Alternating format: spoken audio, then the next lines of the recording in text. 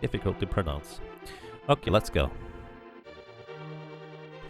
Good morning, good evening, and good afternoon, and welcome everybody to my attempt at a tutorial run for Zelda Link to the Past Randomizer.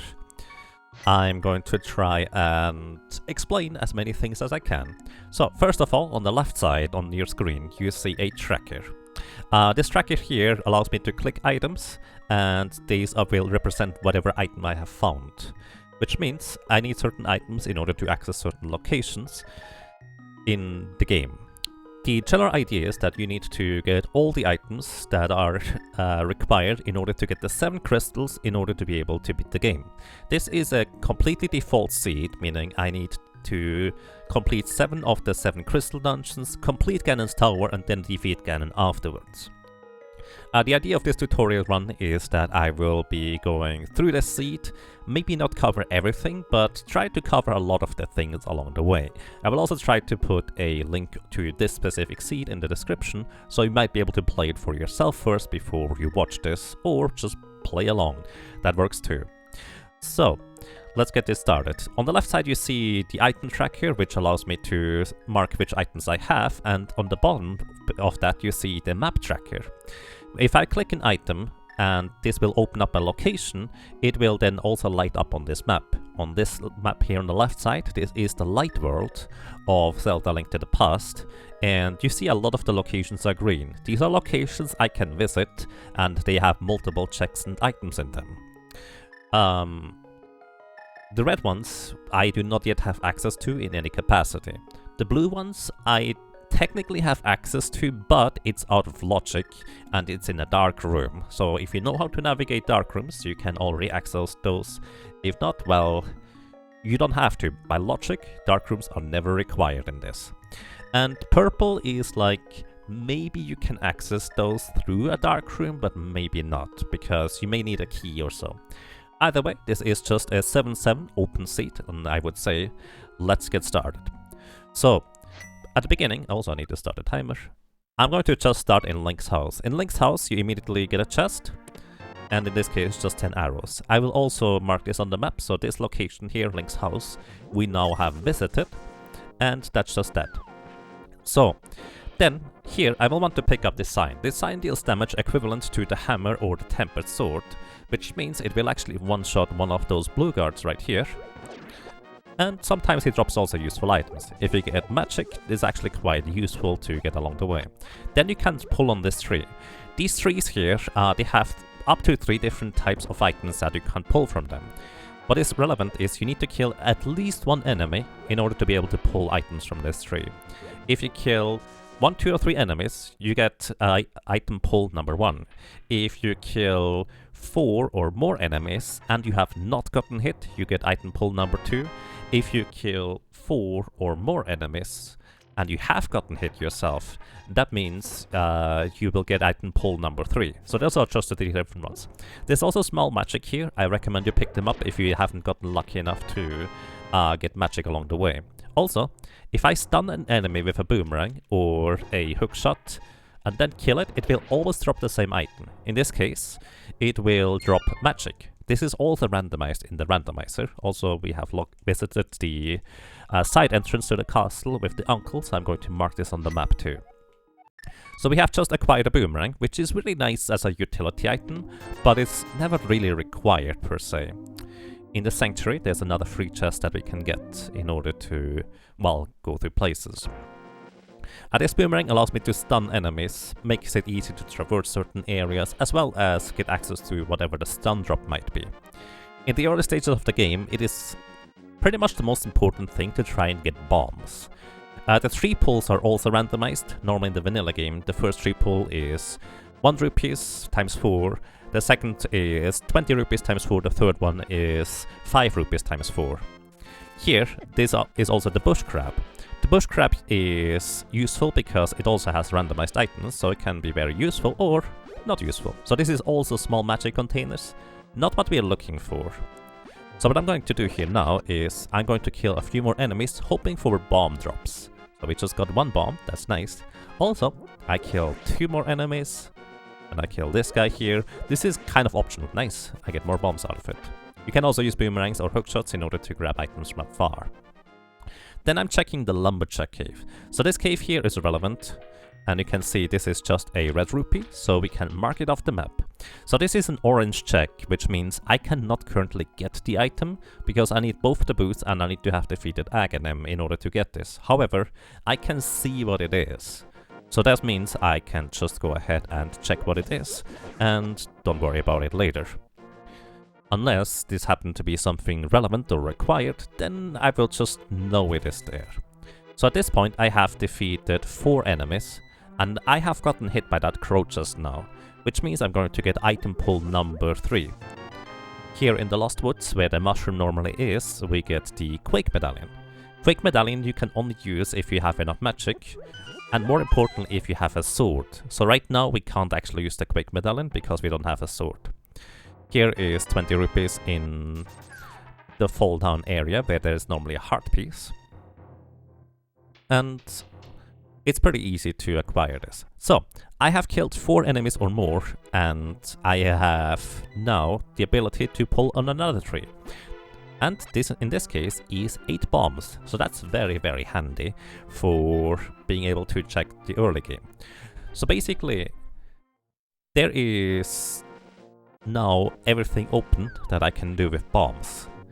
So the game logic can require you to complete certain areas just with bombs. It's actually very unusual when you would actually have to do this. For example, the front of the escape, where you normally find Zelda in the cell, it can require you to complete that section with just bombs, as well as the Moldorm cave at the south, but we get to that later.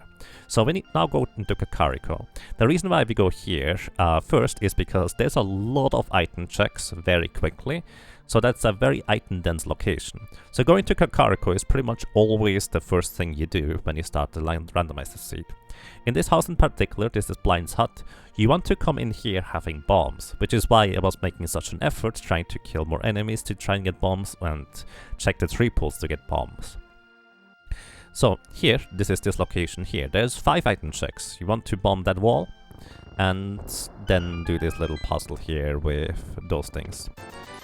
Normally in the vanilla game, all of these chests just contain 20 rupees each.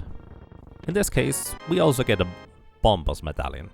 The Bombos medallion can be useful and relevant to get to certain places. For now, we can't really use it anyways. Under these pots there is 5 rupees each. And if you leave the house entirely and come back, there's actually 5 rupees under each of these pots again, in case you ever need to farm money for whatever reason. Which can be a thing. For example, you don't get lucky enough for bomb drops. You may want to just go and farm the bombs. Farm the money in order to buy bombs in the shop. So next, we open up these chests in the well here too. Those are a total of 5 item checks again. One is behind here. These ones again contain money, and these ones here contain hearts, in case you are looking for those. More item checks. These pots also contain more money, so in the early game, unless you have gotten a lot of money from some of the chests, you always want to pick up these pots too. We also have acquired an armor upgrade, which means we only take half damage from most sources now, which is nice. This guy here sells you an item for 100 rupees, and in this case we just got 20 rupees back. He is the main reason why we want to have preferably over 100 rupees in the early stages of the game. Then in this house here, we need more bombs. So in order to complete Kakariko, you need at least 3 bombs total to be able to check everything. And there is one more potential check for, well, items. So, we also have acquired a bottle. So this bottle here, we got from the uncle's chest over here, or well, in the escape sequence near Hylia Castle that we checked at the beginning. This is the sick kit. You can only check it if you have at least 1 bottle. And in this case, it's actually convenient that we have gotten that bottle before we even came here.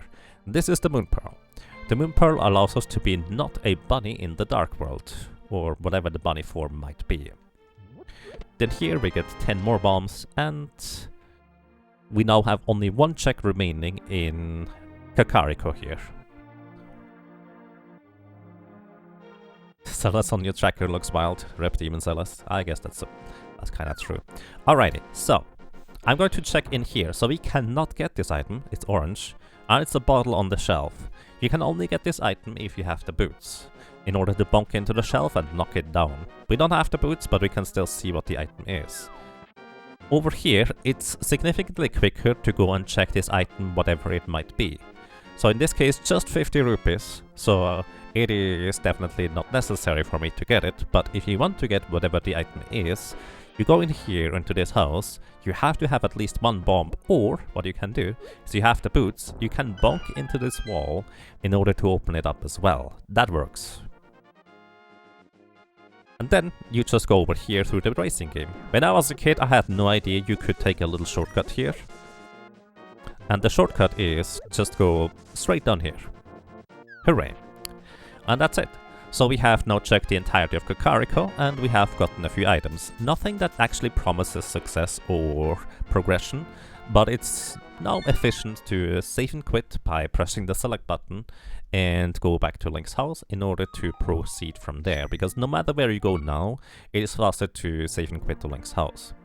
Now, something you want to do early in the game is check your map, because we have 3 dungeons here in the light world, and it's random which ones are the pendants and which ones are the crystals. You need all 7 crystals in order to be able to proceed later. In this case, all the dungeons in the light world are crystals. One of them is even a 5-6 crystal, which is necessary if you want to check the Pyramid Fairy later, or if that is even required for that matter. Either way, all of the 3 dungeons in the light world we will want to complete at some point in order to beat the game. So for now, we're just going to go south. This is the most commonly used route after you check the early stages of the game in Kakariko. You often hope to get a good weapon in order to be able to check the mini Moldorm cave just to the east of here. So here, in this first chest, we have just acquired a glove. A glove actually allows us access to a few more locations that we did not have previously access to. Also, we want to drain the water here to get one more item just outside the dam. I'm gonna click on the glove, and now more locations have opened up. A few blue ones that would require dark rooms, as well as a few that are just a bit further out of the way, that are now logically available, so to speak. So now, I will want to open up this room here. There is 5 items in this cave, and we have to use bombs in order to defeat the mini Moldorms. This can be required by logic that you need to do this, so it can be a bit tricky, and don't be discouraged if, let's say, you do not manage to get this done within the bombs. Just go and grab more bombs from a shop and then try again. This is kind of difficult at times. So what we want to do, or what I do anyways, is I pick up a bomb, wait a little bit, see where the mini Moldorm is, and then try to throw it a little bit later across the gap. And then do the same again. I missed. It's a bit of a lottery whether you hit or not, and sometimes this happens too. I'm actually not sure why that happens. I think it's because the bomb bounces in a weird way. And then we just go in here. We have 2 more bombs, so that's still fine. We get half magic, which means all of our magic items will cost only half. Also, it will refill your magic meter to full, so it's quite convenient to have that. We get a heart piece. 4 heart pieces result in a full heart container to extend your health, which is nice. We also get the flippers, which, if you see I'm activating and deactivating it, this actually unlocks a few more locations that are now logic. Previously, 2 of these locations we could have gone to already, if you know how to sequence break it. And however, now they are actually logically accessible. Next, we just open up these things here, and we get the Titansmiths. The Titansmiths will actually now open up the Dark World. And you see on the map on the right, suddenly a lot of locations are available, because now we can go into the Dark World. Don't forget to talk to this guy, he also gives you an item.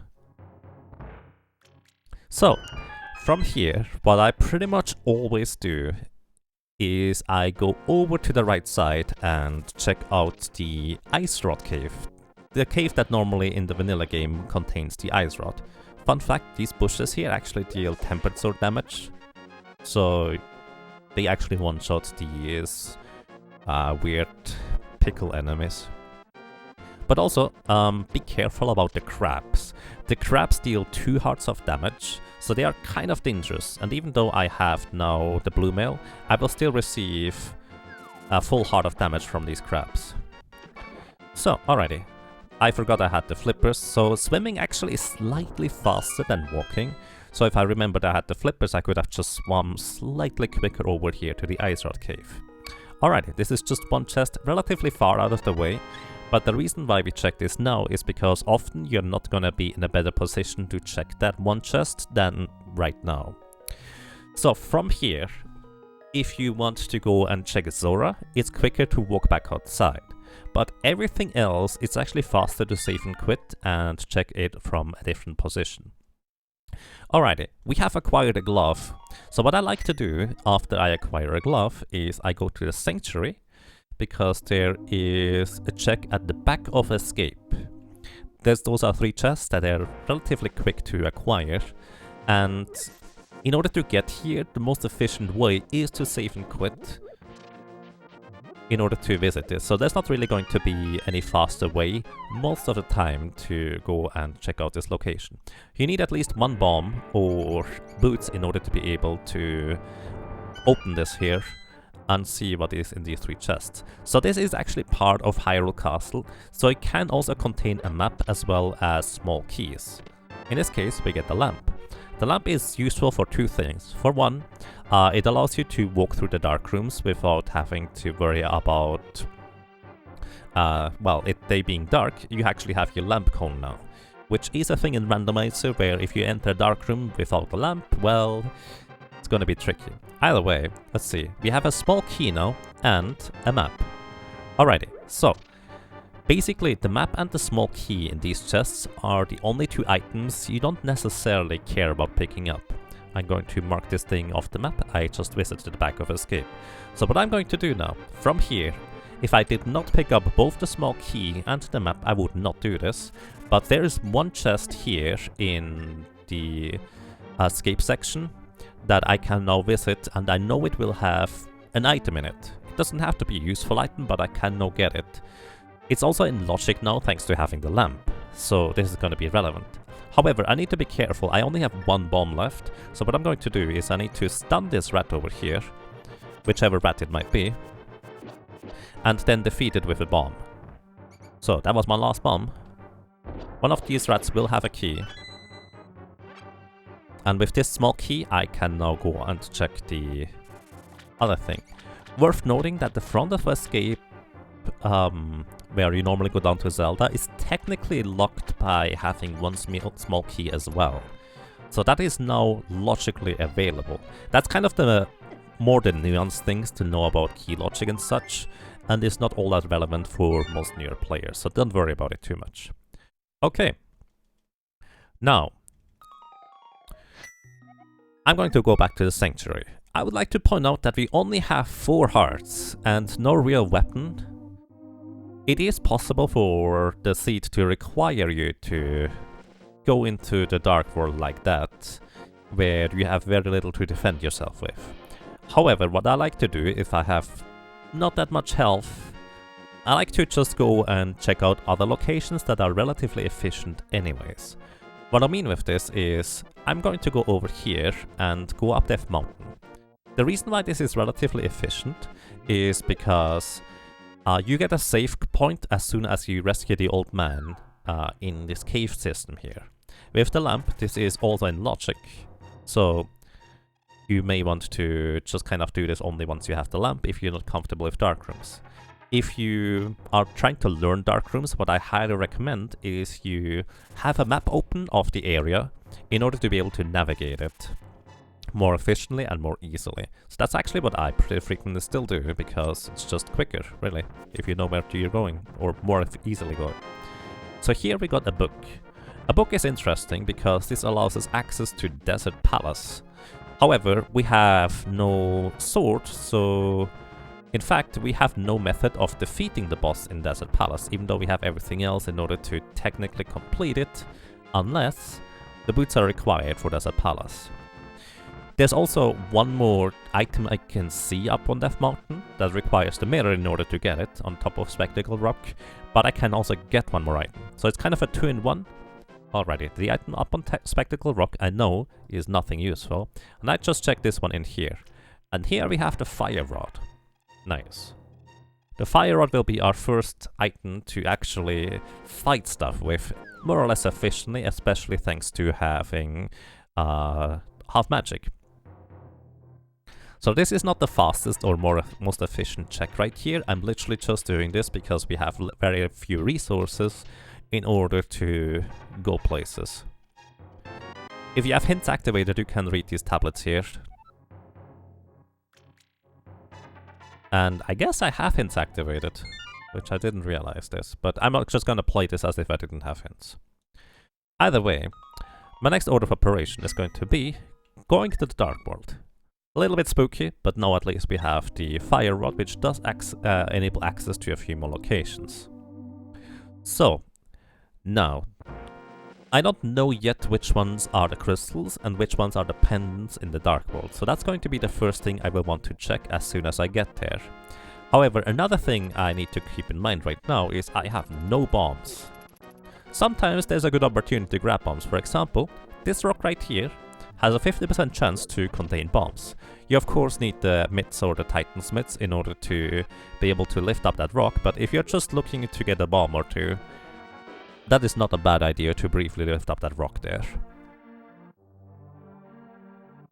You can beat Landmollas with bombs. Actually, you need a little bit more than just bombs if I'm not mistaken.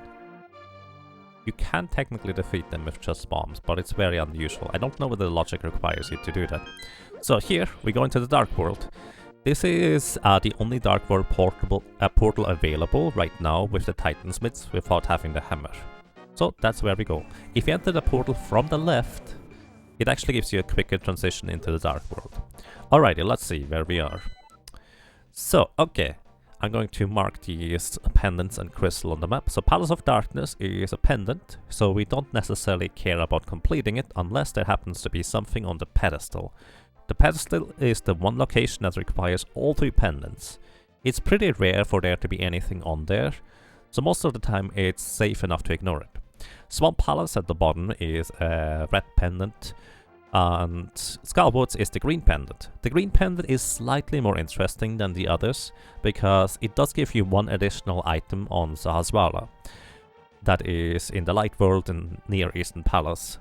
Most of the time, however, it is not all that interesting anyways, just because it is kind of a really lengthy fetch quest for all intents and purposes, but it can be relevant.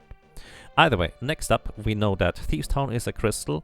In fact, everything else is at least a crystal, and specifically the Ice Palace here is a 5-6 crystal in the bottom right. Alright, marking the map. And now, it's actually relevant that if you would like to complete Skullwoods, you need 2 things in open mode. You, for one, need a Fire Rod in order to be able to get into the backside. Also, by the way, that rock also has a 50-50 chance to contain bombs. For Skullwoods, you need a Fire Rod in order to get into the backside, but also it requires you to have a sword. So right now, you might see on the map that I can visit and get a lot of items out of Skullwoods here. So the green outline on a dungeon means that I can get at least 1 item out of the dungeon, and I cannot beat the boss because the center is actually red. So this means I cannot actually get to Mothila because I'm missing a sword. As soon as I were to pick up a sword, suddenly it turns entirely green, but well, we don't have a sword yet. So here we get to this place. I want to try and completely defeat these jellyfish, and what you can do, you can stun these... Whoops. You don't want to get hit by the hand yet. You can stun these mummies, I forget what they're called, or you can defeat them with the Fire Rod with 1 shot. If you have half magic, just killing them is probably an easy idea, just because, well, it gets rid of them quickly. Also, you are not quick enough to pull the statue in order to get out of the way of the hand, so you have to manually walk.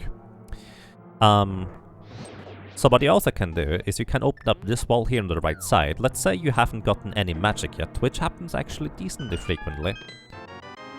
And you check this chest, might not be half magic, you can get a full magic container right here. It's very easy to just get grabbed by the hand and get transported out afterwards. So worth noting, I have just gotten one unique item from Skull Woods. Each dungeon has a set amount of unique items that they can have. In case of Skull Woods, it is only 2. The rest are either map, compass, big key, or small keys. So I have acquired one item from Skull Woods.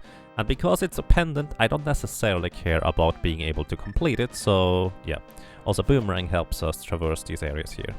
If you need help, this push here in the top left has a decently high chance to give you either a heart or a fairy.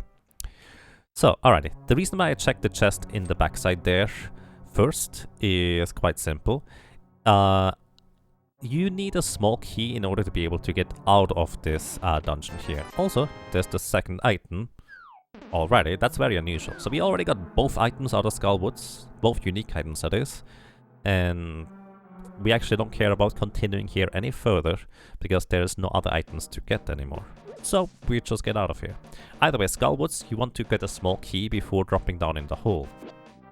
So what you can do is do not drop into this hole, because you might very likely get locked into this room and you have to save and quit out of it. You want to drop into this hole here, where you have access to 3 chests total, rather than just the 1 chest here, when you go through Skull Woods. So yeah, sometimes you get all the items, and whenever I get to the Dark World, I like to immediately go into Skull Woods and check the items there first. A lot of players like to go into the Village of Outcasts first in order to check out things. And in this case, because I don't have a sword or a good way to defeat Mothula yet, I would normally have done this too if Skull Woods was a crystal. If I want to complete Skull Woods, I would not have yet gone into Skull Woods because it would be relatively difficult or even impossible to complete. So next order of operation, what I'm gonna do is I'm going to check out this item over here. It's just a piece of heart. You specifically need the cape in order to be able to get that item. That is the one item that is completely 100% of the time locked by the cape. In this case, it's not really anything relevant, so I can just mark it off the map and not worry about it anymore afterwards. Oh, by the way, that same rock that has a 50-50 bomb chance in the Dark World also has a 50-50 bomb chance here in the Light World. I'd say that backwards, but basically both worlds have a 50-50 chance to have a bomb below there, if you need bombs. Alrighty, so in here I like to visit the sea house. This is the sea house because it's shaped like a sea. I have no idea why there's a center thing in the... logically anyways. Either way, there's one item check here, and then I have now a decision to make. So this is the entrance to the dungeon, Thieves Town. It is a crystal, I want to be able to complete it. All I need to complete it is a sword, a hammer, a cane of Samaria, anything really in order to be able to beat the dungeon. But it's also entirely possible that these items are inside the dungeon by themselves, so there's that. Okay, you have to pay this guy some money, and in the randomizer, the second chest will always contain whatever the item is hidden. In this case, just 20 rupees, so nothing too terribly relevant. What some people like to do in Thieves Town, especially if it is a pendant, they just check the first 4 chests in here. And this is kind of a bit of a decision to make, whether you want to check out the first 4 chests and get back out of here, or whether you want to wait before you even enter the dungeon. So also, by the way, the music indicates whether this is a pendant or a crystal dungeon. This music here indicates that it's a crystal dungeon. Alrighty, and I'm just going to check out the first 4 chests and then get back out of here. So in order to get efficiently back out of here, you normally want to have a mirror, but I don't have a mirror right now, so I'm just going to take a quick death in order to death warp back to the entrance. But I preferably would not die before I try to death warp. What a waste of a wall, the sea house. Yeah, it's kind of weird. It's probably like a hidden room in there. Either way, let's see what's here. So we actually have not gotten a single unique item out of this entire dungeon. All of them seem to be all the way in the back. Wow, that's very, very unusual. We haven't gotten a single one. Okay, I'm going to just Death Orb out of here. So in this case, it would have not hurt me at all to just visit this dungeon later. So yeah, Death Orb is basically like using the Mire, except you have to die for it, and it's also slower. So preferably avoid it if you have a Mire, but it's also a valid method in order to refill your health a little bit. So this bush here also has a 50% chance to have a bomb under it, as does this bush here. Both of these have a 50% chance to have a bomb under them, in case that is relevant to you at the time. And here we have the Cane of Burna. Alright, with the Cane of Burna, we can actually go ahead and complete Thieves Town in terms of we can defeat the boss. However, because we found both the map and the compass, we know there is one item locked behind the hammer.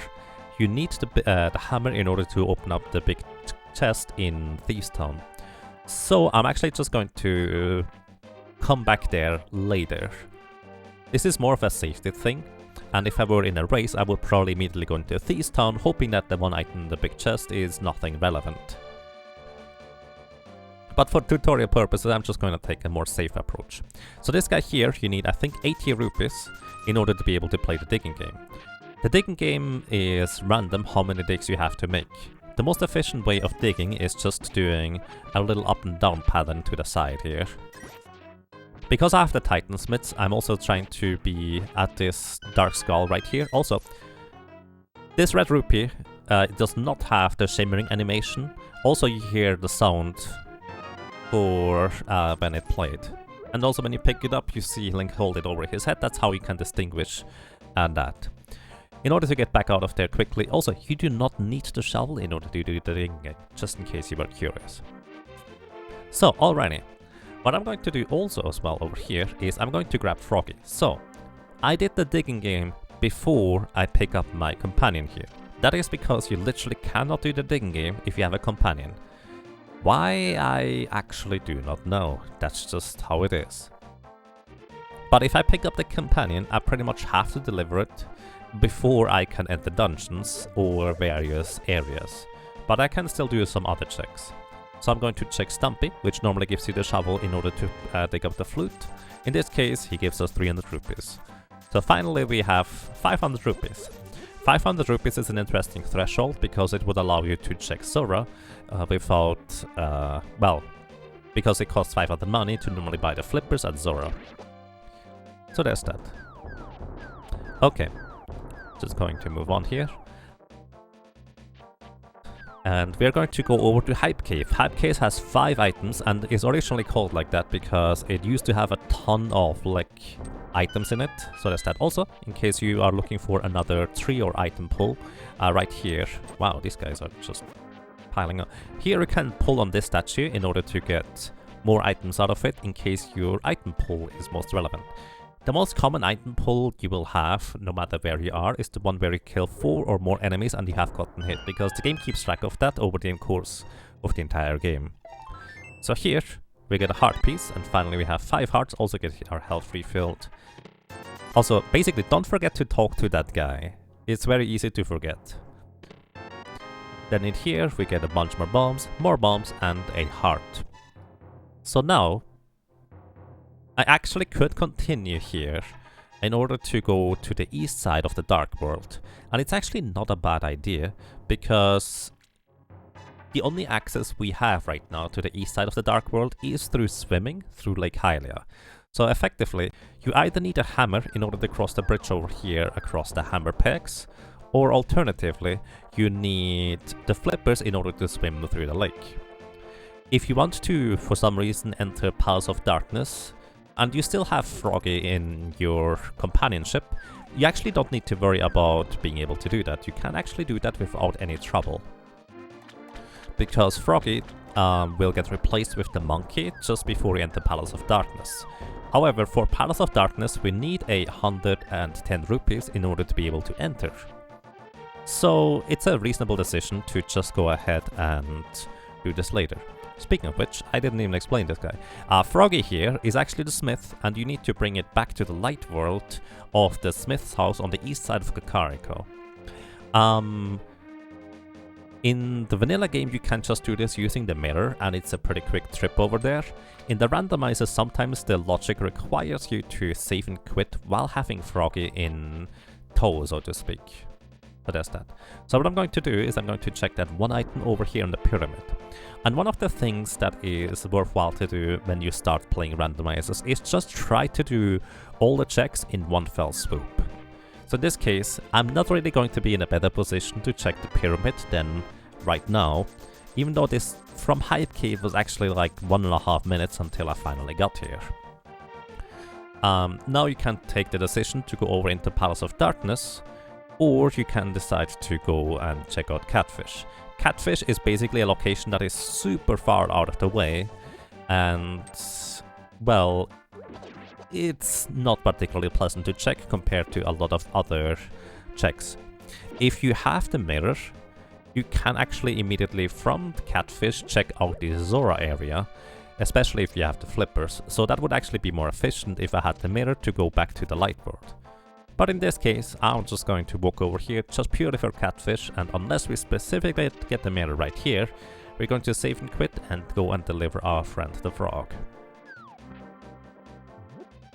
So this is more of a safe play rather than a particularly efficient one, just so I check all the things everywhere, so to speak.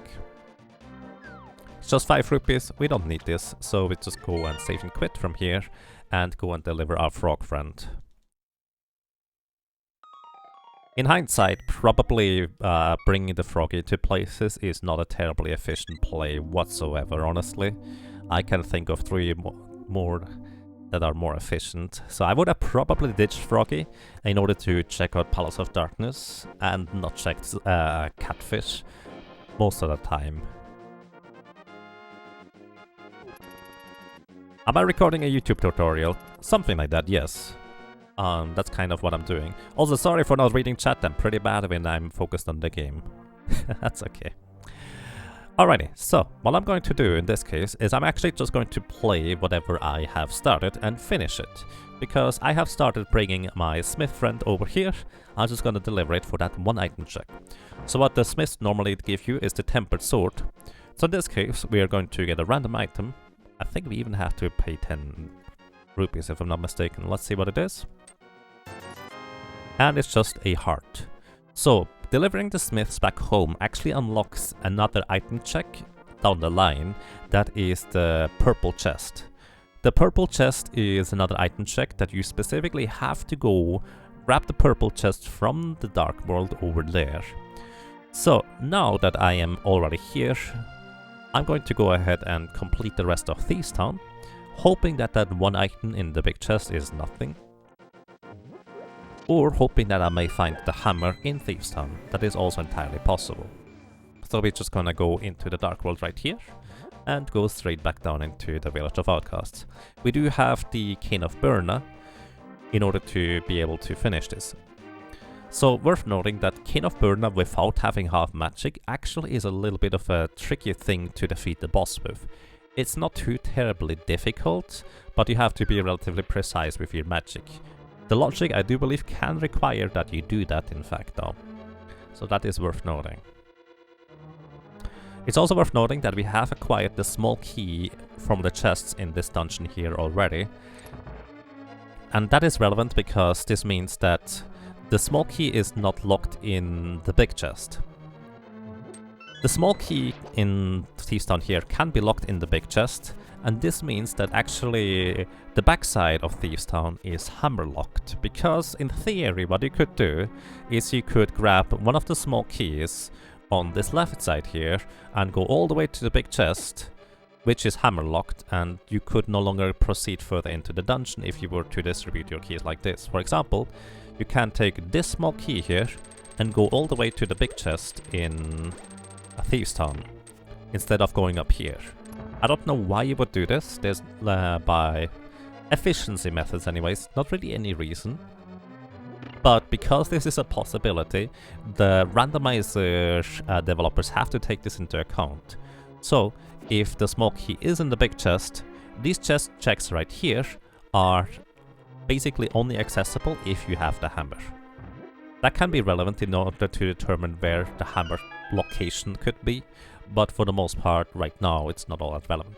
We have just acquired a bug net. I really like bug nets. Bug nets allow us to catch fairies or even bees in bottles in order to be able to use them later. Welcome to you, everybody. I hope you're doing well. Greetings to you. I'm just focused on talking about stuff here. Alrighty, you want to open up that...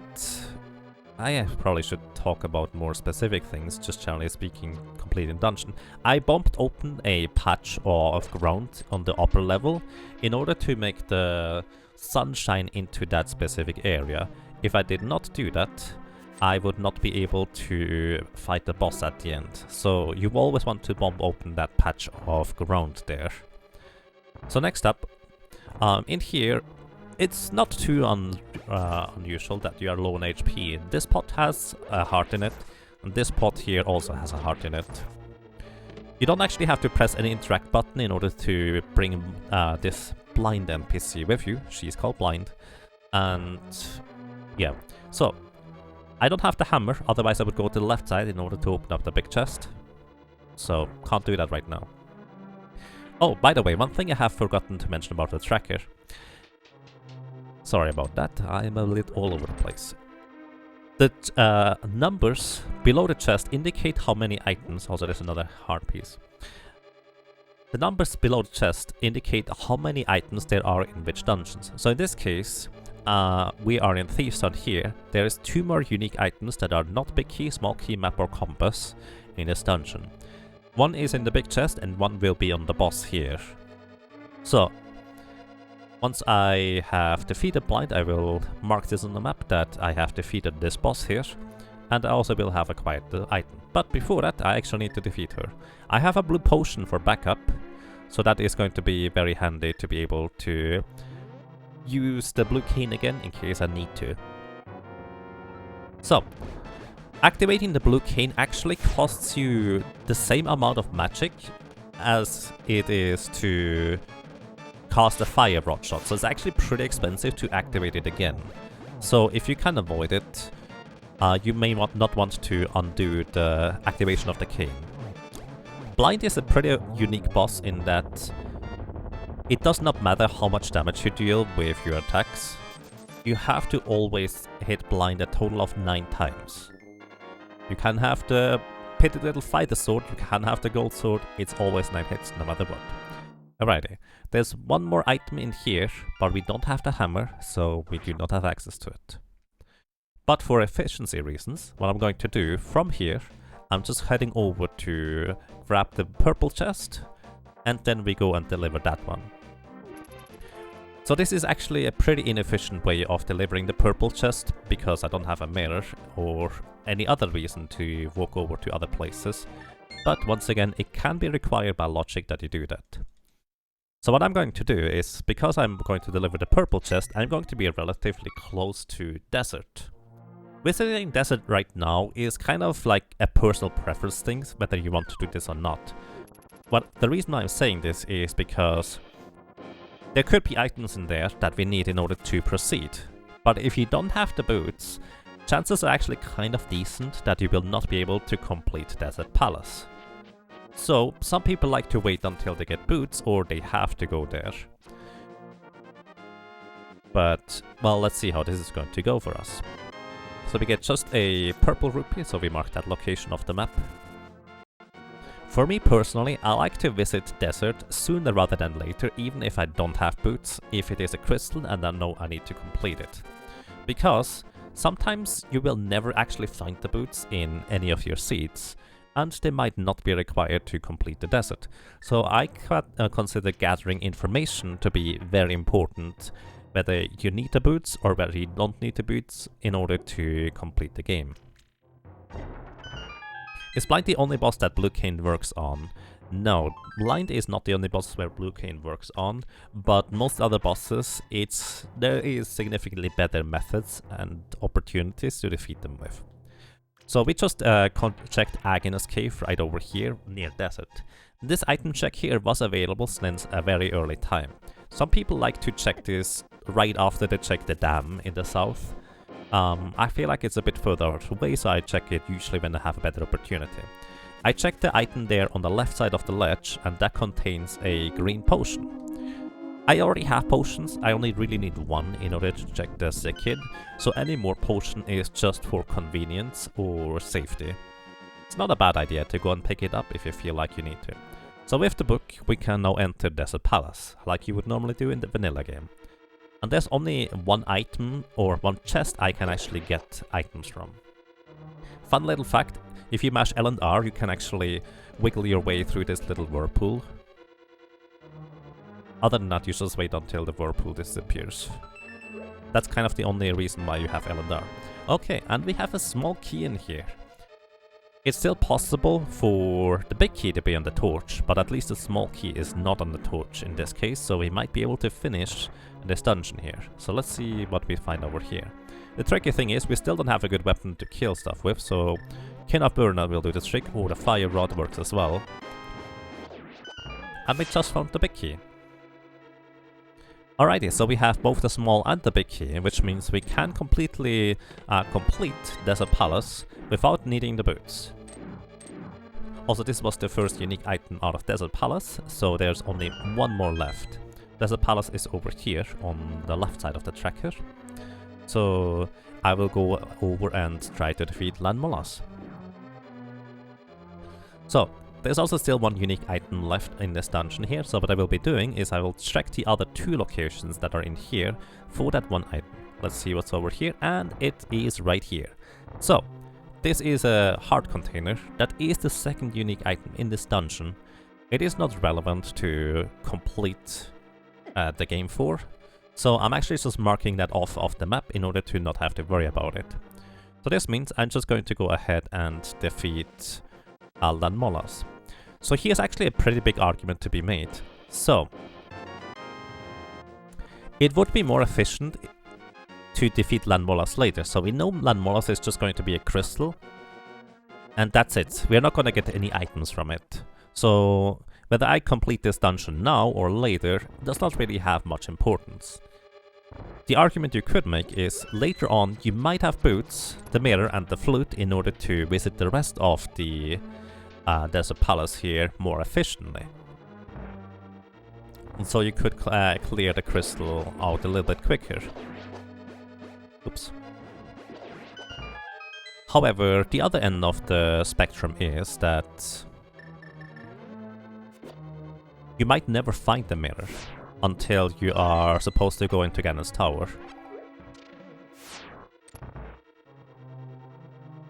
So even though we will guaranteed find the flute before Ganon's tower, because Mr. Mire here in the bottom left, which you need the flute and the Titan's Myths to get to, is relevant. We might not find the mirror because the only dungeon that requires the mirror is Swamp Palace. And Swamp Palace, well, we don't know what it's going to be. So these pots down here contain hearts. One of these contains little magic, and this one contains arrows. So we still don't have a good weapon to deal with Landmolas, so our best weapon is the fire rod. Actually, let me correct this. The fire rod is a really good weapon to take care of Landmolas. So, however, it requires magic. So what I'm going to do is I'm actually going to light these torches with the lantern, because this requires less magic. 4 lantern uses are the equivalent of using 1 magic rod shot, or fire rod shot. And this way, instead of lighting the lantern with 2 fire rod shots, which is slightly quicker, I saved a bit of, well, magic, in case I missed too many times. For Landmolas, fire rod and ice rod need 2 shots each for these things. What I'm doing actually is, to illustrate this real quick, if you attack with what is normally the sword button, the B button, you actually hold out the sword if you just hold down the button, which means I don't change facing directions. So what I'm doing here is I'm holding down the sword button, and that allows me to very easily just hover above the enemy and just shoot it as soon as it appears. You don't have to do that, but not changing facing directions can be quite useful in order to try and adjust, and I'm still missing a bunch. So alrighty. map or a compass here from Landmolas. It's a compass. And we get the item. Alrighty, so we have completed Desert Palace. That is the second out of the 7 crystal dungeons that we need in order to complete the game. Now, we don't have a good way or place to go from Desert Palace, so our best option right now is to just save and quit. Alrighty, now what I'm also going to do is I'm going to head over to do the water checks with the flippers. I basically postponed doing those flipper checks because I did not have 500 rupees, and so I might have had to come back for Zora at some point. If you are not too worried about that one check with Zora, and just decide to do the water checks anyways earlier, that is a perfectly fine play as well. Just keep in mind that you might have to do that too. Also, we can see whatever item is over there on the Lake Hylia island in the bottom left. In this case, another heart container that we are not going to get because it's not really relevant for us to complete the game for.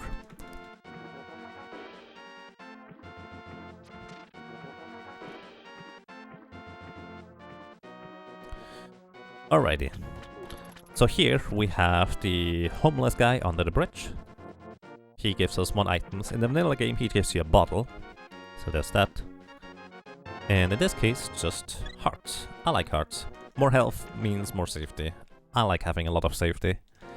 Even though I'm decently well practiced at the game at this point, I always like having more health. So from here, we swim back over to the south. And the reason why we do this is because we want to check out Zora. Zora you can check out by walking all the way north by the bridge and lift up the rock in order to get to Zora's domain. However, there's a little whirlpool here that you can also visit if you have the flippers or if you know how to fake flipper. So here, there's 2 chests in the waterfall ferry. There is a cape as well as 100 rupees.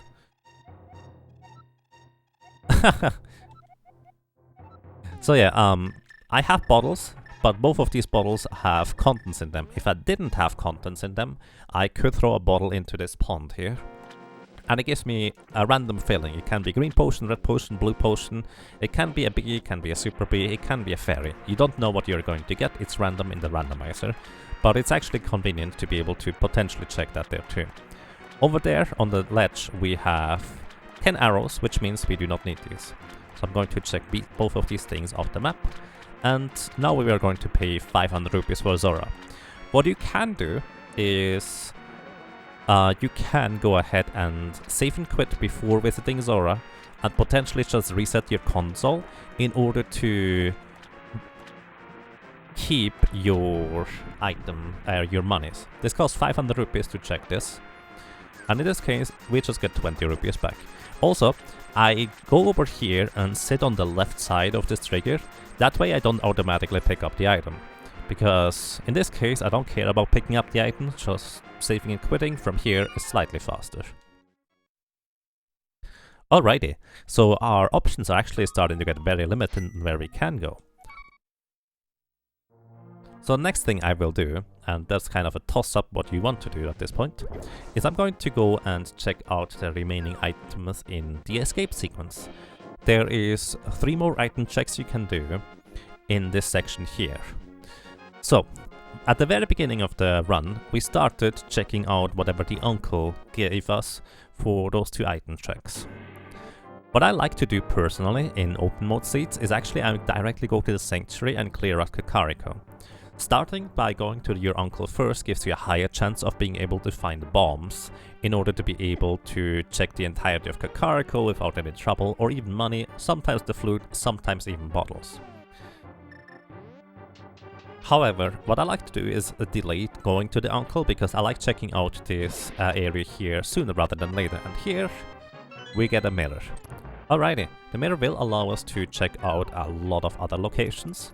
So we are going to go ahead and do that afterwards.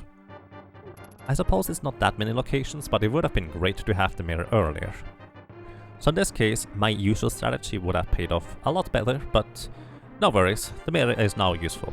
The mirror allows you to warp from the dark world back into the light world, as well as warp back to the entrance of a dungeon area. So, this guy here drops us a key. And there's just one more chest to check in here. Afterwards, I will have completely checked everything in Hyrule Castle.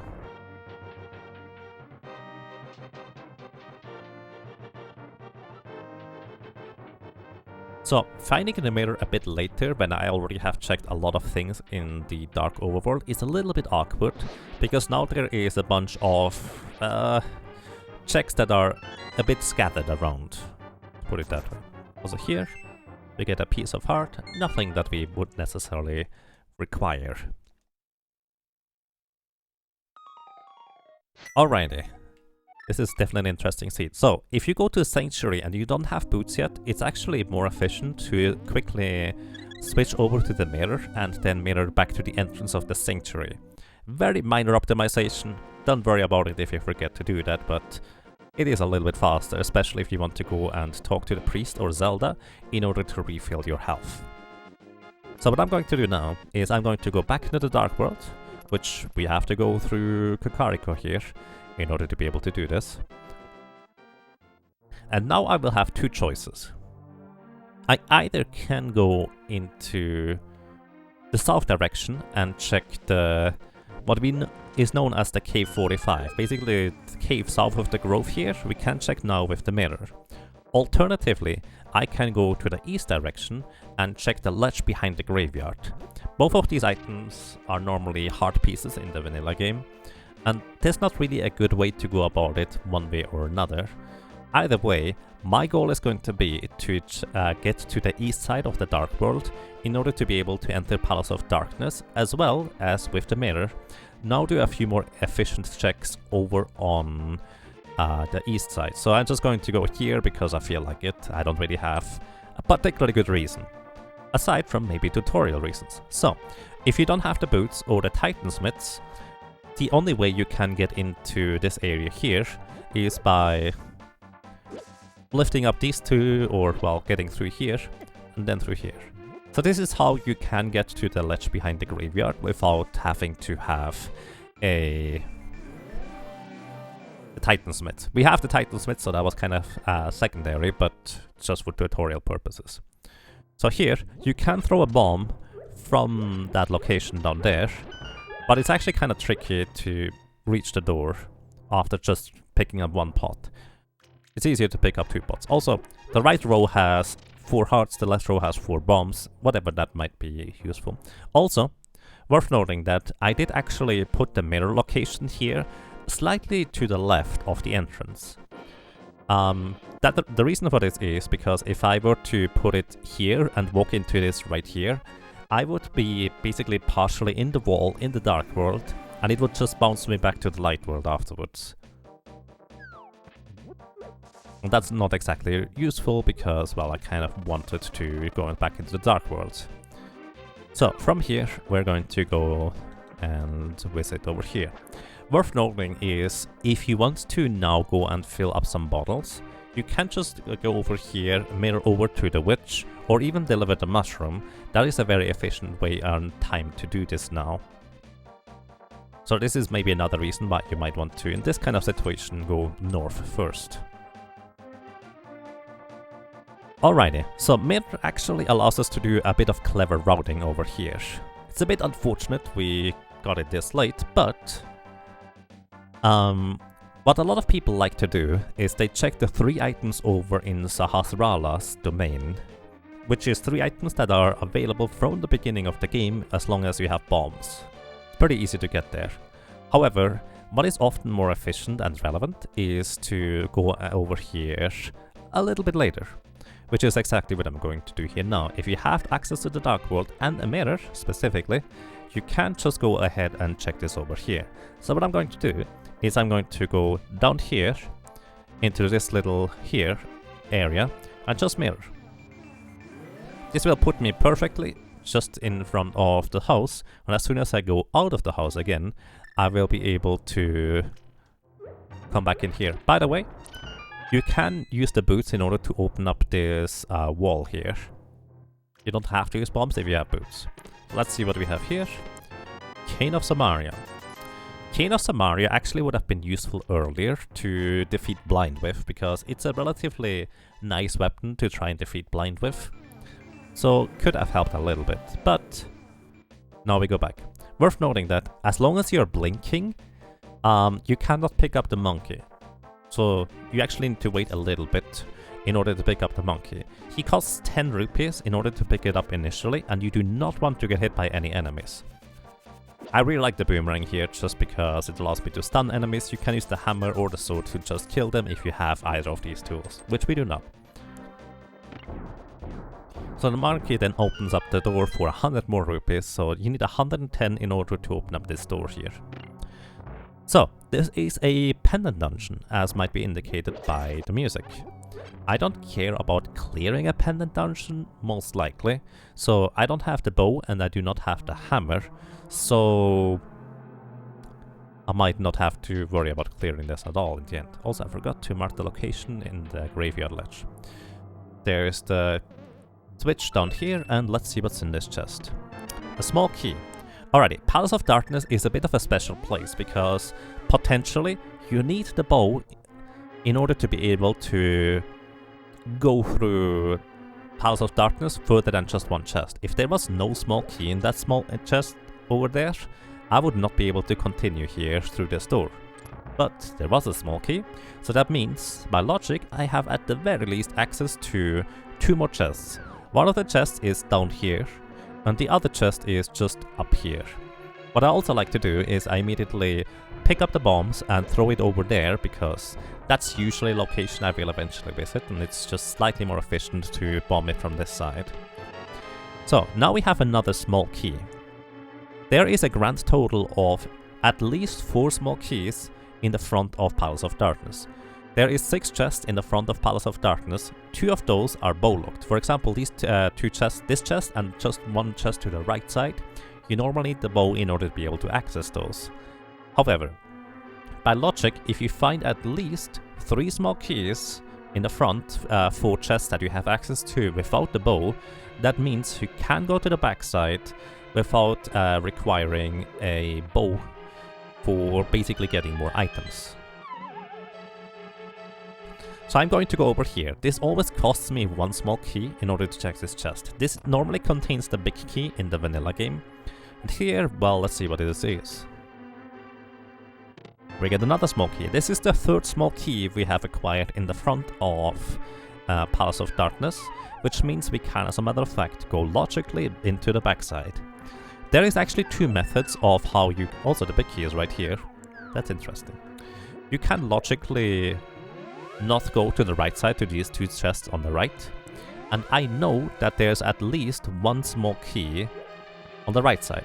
So I take these teleporters in order to go through the right side, which does require the bow normally. However, there is 2 methods of how I can go through here without requiring the bow. Just killing these guys to make it easier to demonstrate. So, there's 2 methods in order to get through this room here. So, you normally have to defeat all 3 of these enemies in order to proceed through this room, in order to go through this, really. Now, there's 2 minor glitches that allow you to go through here, but they are never required. It's just nice to know them. One of the easier glitches is what I can do is in this previous room, while I'm walking to the left side, approximately in any like this place, you just need to hold left and use the potion. If you do that, the camera gets offset by a very slight amount, and you just need to very carefully go around this corner and just hold up here. And then you hold to the right as soon as you go into the room, and the camera is now offset into this room. And so what you can do is you can just hold onto the wall, make sure you don't hold the D-pad direction while you do this, and then you can move these mimics. So these mimics literally just imitate your movement. The red mimic goes into the opposite direction of which the D-pad direction you're holding. The green mimics go in the same direction that you are holding. So what my goal is now here is I want to put the red mimic behind that pot there, because it cannot walk through the pot, as you can see. So what I'm going to do is move it up, left, down, and then I'm just holding left here in order to move the green mimics off screen. And that opens up the door. This is the relatively easy method. You can also just kill the green mimics, that works too, and just move the red mimic off the screen. Just make sure you don't move the camera back here, because now it's black locked into place. So what you can do as well is potentially kill these green mimics. Can I actually kill these guys right now? Alright, I can. So an alternative method of getting through this room here is do the mimic clip. So what you can do is, what you want to do as a baseline is, you don't have to hold against the wall, that's just what I do, is you want to move the red mimic 1 frame, which is 1/60th of a second, into the wall, which means I need to hold to the side here for the mimic to move into the wall. Then I hold up or down away from the wall. Just make sure you don't accidentally save and quit doing this.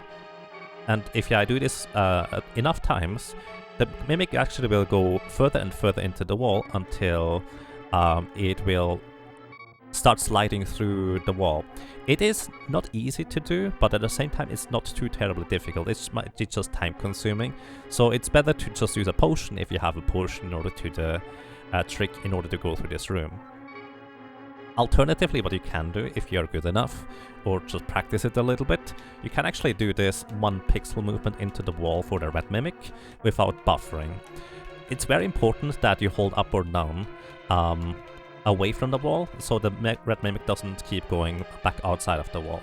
I'm actually not going to do this right now, even though that is normally how I do it, because I think last time I did this, I shredded my thumb a bit, and it actually hurts trying to do that with the D-pad, so just going to do this the easy way, and eventually the red mimic is far enough into the wall where this happens. If you hold against the, or let the mimic walk against the wall for more than 1 frame, it actually will get pushed back out of the wall. So it's very, very important that you hold up or down basically right after the red mimic moves back into the wall. Alright, so this is a bit of a more advanced technique. Don't worry about being able to do this or not. It is really never required in the default settings. But it's just nice to know. Let's say you go into Palace of Darkness, the first chest is nothing and no key. You can still go in there. Alright, this is 1 key, and this means most likely this item here is an item. Oh, and in this case, it actually, we got a flute. So this is a sequence break broken flute, which means we normally require the bow in order to get this. Which is actually very interesting, because this actually gives us a bit of information where the bow is not. Or at least most likely is not, because there's 2 bows in this game, and the first bow will always give you the bow and arrow, so you can shoot arrows, and the second one will give you silver arrows. In this case here, we find the flute. The flute allows us access to the Mire area, which is relevant for us because we will need to go there eventually in order to complete Mire, since it is one of our crystals. So here, what I'm going to do is I'm actually going to open up this wall on the left side with a bomb, because opening it up from this side is easier. There's also the concept of, if you have at least 1 small key and you have the big key, you can do a technique that is called the hammer jump in order to just jump over to the left side here. And I do a lot of select buffers, because that is faster than start buffers, and you just jump over to this side. I deliberately did not complete the jump. I need to hold up in order to get in there, but this is just basically for demonstration purposes. Alrighty, there's always 2 bombs under these pots, so in case I need bombs, pick them up. Now, this room here, I actually open up this chest here in this room first, even though it's slightly less efficient than just going straight up here, because these turtles move in a really awkward pattern if you try to open the chest from either the left or the right door here. Either way, we got another small key. There's a total of, I think, 5 small keys in chests in this dungeon, so there's that. Also, there's a lot of money here. If you feel like you need money, just pick it up. So this is the compass, alright, and here we have a piece of heart. Alrighty, now an interesting little tidbit. If you have checked the right side that is normally bow locked and done basically all the item checks beforehand, with just 2 small keys I can logically determine that this has to be another small key here, which means I never had to actually open up this door. The reason why this is because there's one more small key required in order to go to the boss, and there is one more small key required in order to go into the dark maze on the left side. So that's that. Also, once again, about dark rooms. If you don't have a lamp yet, and you're afraid of dark rooms, or you just don't know how to do this, don't worry, it's never logically required that you need to do this, but it's nice if you can. What I recommend is you have a map open like this on the side and just navigate your way by looking at the map on the side and try to find your way through. Oops, that's the wrong stuff. Where's my randomizer? Sorry about that. Yeah, in this case we have the lamp, so we don't need to worry. Also, we do not have a sword, which is normally a nice tool to be able to navigate through those dark rooms. Either way, in these dark rooms, or in this room here, there's these guys, they always deal a full heart of damage, so it's relatively easy to damage boost backwards through here. So, these item checks here in the backside are logically available without having to have the bow, because we have 3 small keys in the front, as well as the big key. So all of these items here are potentially available. In this case, none of these were useful except for the flute that we got on the bow-locked side. So, we needed to eventually go into Palace of Darkness. Also, by the way, if we check the map here, on the bottom right you see we have the map as a dungeon item, the big key, as well as the compass. That means there is one more unique item on the boss. However, without the bow, we cannot actually even get to the boss, so we're kind of stuck with that. Plus, it's a pendant dungeon, so preferably I wouldn't go there anyways. Next up, we're going to go here into Eastern Palace. So this is why I like doing this later, because now I have a mirror, and I can directly go from Palace of Darkness into Eastern Palace. It's very quick and efficient. Preferably, generally speaking, if Eastern Palace is a crystal dungeon, I would like to not go into here at all if I don't have a bow, because, well, unless we specifically find a bone in here, it's just a very time-costly double dip, so to speak. But at the same time, if you're looking for just more resources or something like that, don't be afraid to go into Eastern Palace early just to get a few more item checks. There is 3 unique items in Eastern Palace, and we have access to at least 2 of them. This is one of them, so I'm going to mark this on the map. There's only 2 remaining in Eastern Palace. And there is a few more locations. So by the way, these pots here contain hearts on the side of these switches. The pots above, however, are slightly quicker to activate in order to open up the doors, which is why I'm doing it this way around. Further, we're coming into a room with skeletons. So this is a bit of a confusing room if you just see runners do this really, really quickly. If I just stand here, the skeletons in this room will never spawn. So the way the skeletons spawn is you need to step into the middle, basically. Like you can imagine just the center, like 4x4 tiles. That is where the skeletons spawn as soon as you step onto any of these tiles. And the way the skeletons spawn is they spawn straight up, straight down, straight left, and straight right from you. So my goal here is to have one of the skeletons spawn in the top wall here, and one of the skeletons spawn in the pot below, which means subsequently that none of these skeletons up or below me are going to spawn, so I only have to kill 2 of them. So the standard no major glitches way is just pick up this pot, go approximately here, go down, throw the pot to the right, pick up this pot, and then just throw it at this guy in order to kill him. Alternatively, if you have a fire rod or a bow, or you have sword beams, you can just use those instead of picking up the pots. It's slightly faster. So this chest contains the big key, which means we logically now have access to the big chest here. Also hints, I'm gonna ignore hints, because I usually play without them. And there's just a piece of heart in here. So that's interesting, because now there's only one unique item here left. So, we already have acquired the compass in this dungeon. Actually, no, we have acquired the map in this dungeon.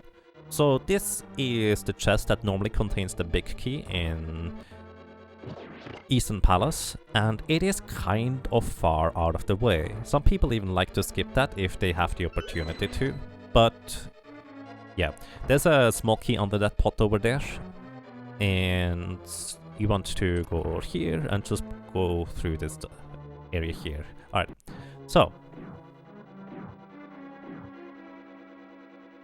here's the chest room. What you need to do by logic, or well, what normally the game requires you to do, is to defeat all enemies. This will make these anti-fairies go all over the place and reveal a button below the pot that they are circling around. What you can do instead is you can just damage boost your way to open up the pot.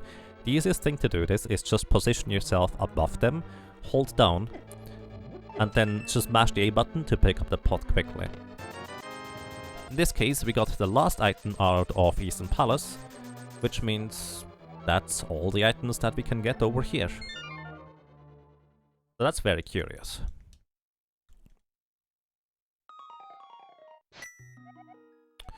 Alrighty, and that was pretty much everything that we had available in Eastern Palace as well as Palace of Darkness. So, once again, to reiterate, we are not supposed to have the flute yet, which is worth keeping in mind, but I'm going to still activate it, because that is the efficient thing to do. So with the mirror, without having the flute, I'm going to just briefly unmark the flute on my map to see which locations we now have access to without having the flute. Without having the flute, we only have access to Cave 45, the cave south of the Grove, and Tower of Hera. I avoid going to Tower of Hera because without having a hammer or a sword, we cannot defeat the boss. There might be a hammer or a sword in there, but, well, there's that. So we need to activate the flute before we can fly places. And what I'm going to do is I'm actually going to check things slightly out of logic here, for two reasons. I want to check out the Misery Mire area first, because I want to know which medallion is required to enter Misery Mire. It is randomized which medallion you need in order to enter Misery Mire and Turtle Rock, so getting that information sooner rather than later is very handy. The other part is, if I find a sword or even the hammer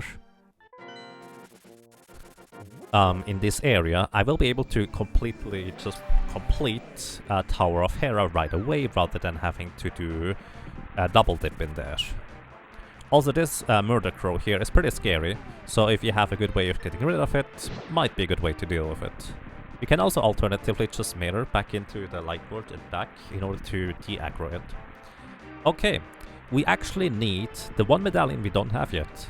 This is Ether medallion required, so I know now that I will need to find the Ether medallion at some point in order to beat the game. So, and here, there's two more chests. Let me show you another trick. So this is exclusive to the Japanese 1.0 version.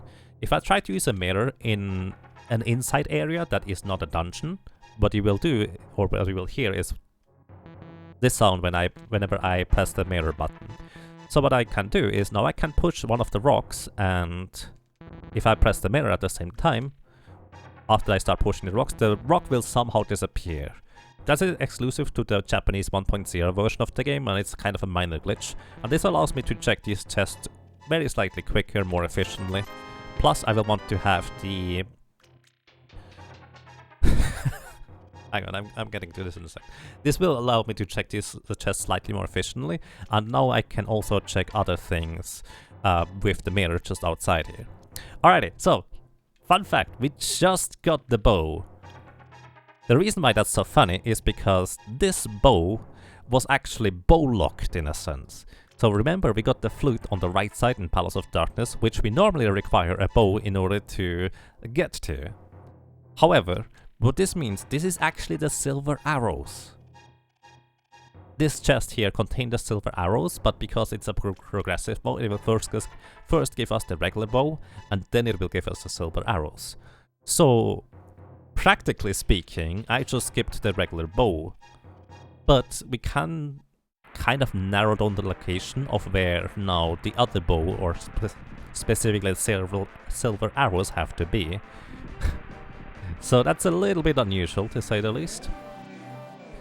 And, well, over here there's another item check. This is normally a piece of heart, and this is known as the checkerboard cave. You have to have the flute and the titan smiths and the mirror in order to be able to get here. So let's see what's in here, and we get just a piece of heart. Kind of like before, I can just use the mirror in order to remove these blocks very easily. But of course, if there's not a useful item, you don't have to go and pick it up. So, now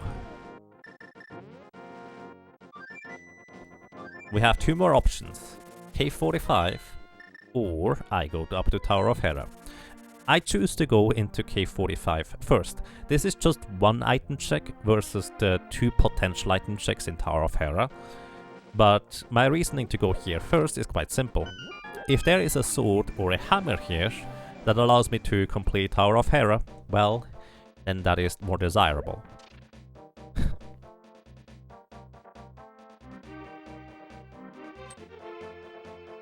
Is this a paradox? Yeah, not quite. It's a bow-locked bow, but again, bows are progressive, which means that silver arrows are potentially your bow. So, in a sense, what can happen in your seed is that you can get lucky and find the silver arrows instead of the other bow location rather than the one you're intended to, and just finish the game because of that instead. Which happened to me at least once. Alrighty, so now we are finally in this cave. Normally contains a heart piece, and this time it contains a heart piece. Oh, I'll just pick it up. Alright, and that means our progression is in Tower of Hera. This seed is going all over the place a little bit, but oh well. So worth noting, by the way, with this bow right now I could, in theory, go and complete Eastern Palace, but there's a reason why I don't do this right now. I know that Eastern Palace right now does not actually contain any item that I need anymore. It is just a crystal that I will eventually need, but it's not gonna give me anything else aside from the crystal. So I can just do this when I have everything else and just do a sweep. If I find, for example, the boots, completing Eastern Palace would be a lot quicker because then I can run. The other part of this is that if I...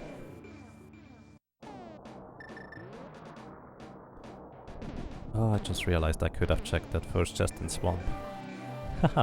Or... Oh yeah, actually, I'm wrong. There is other places we can check out that is not Tower of Hera, I just realized.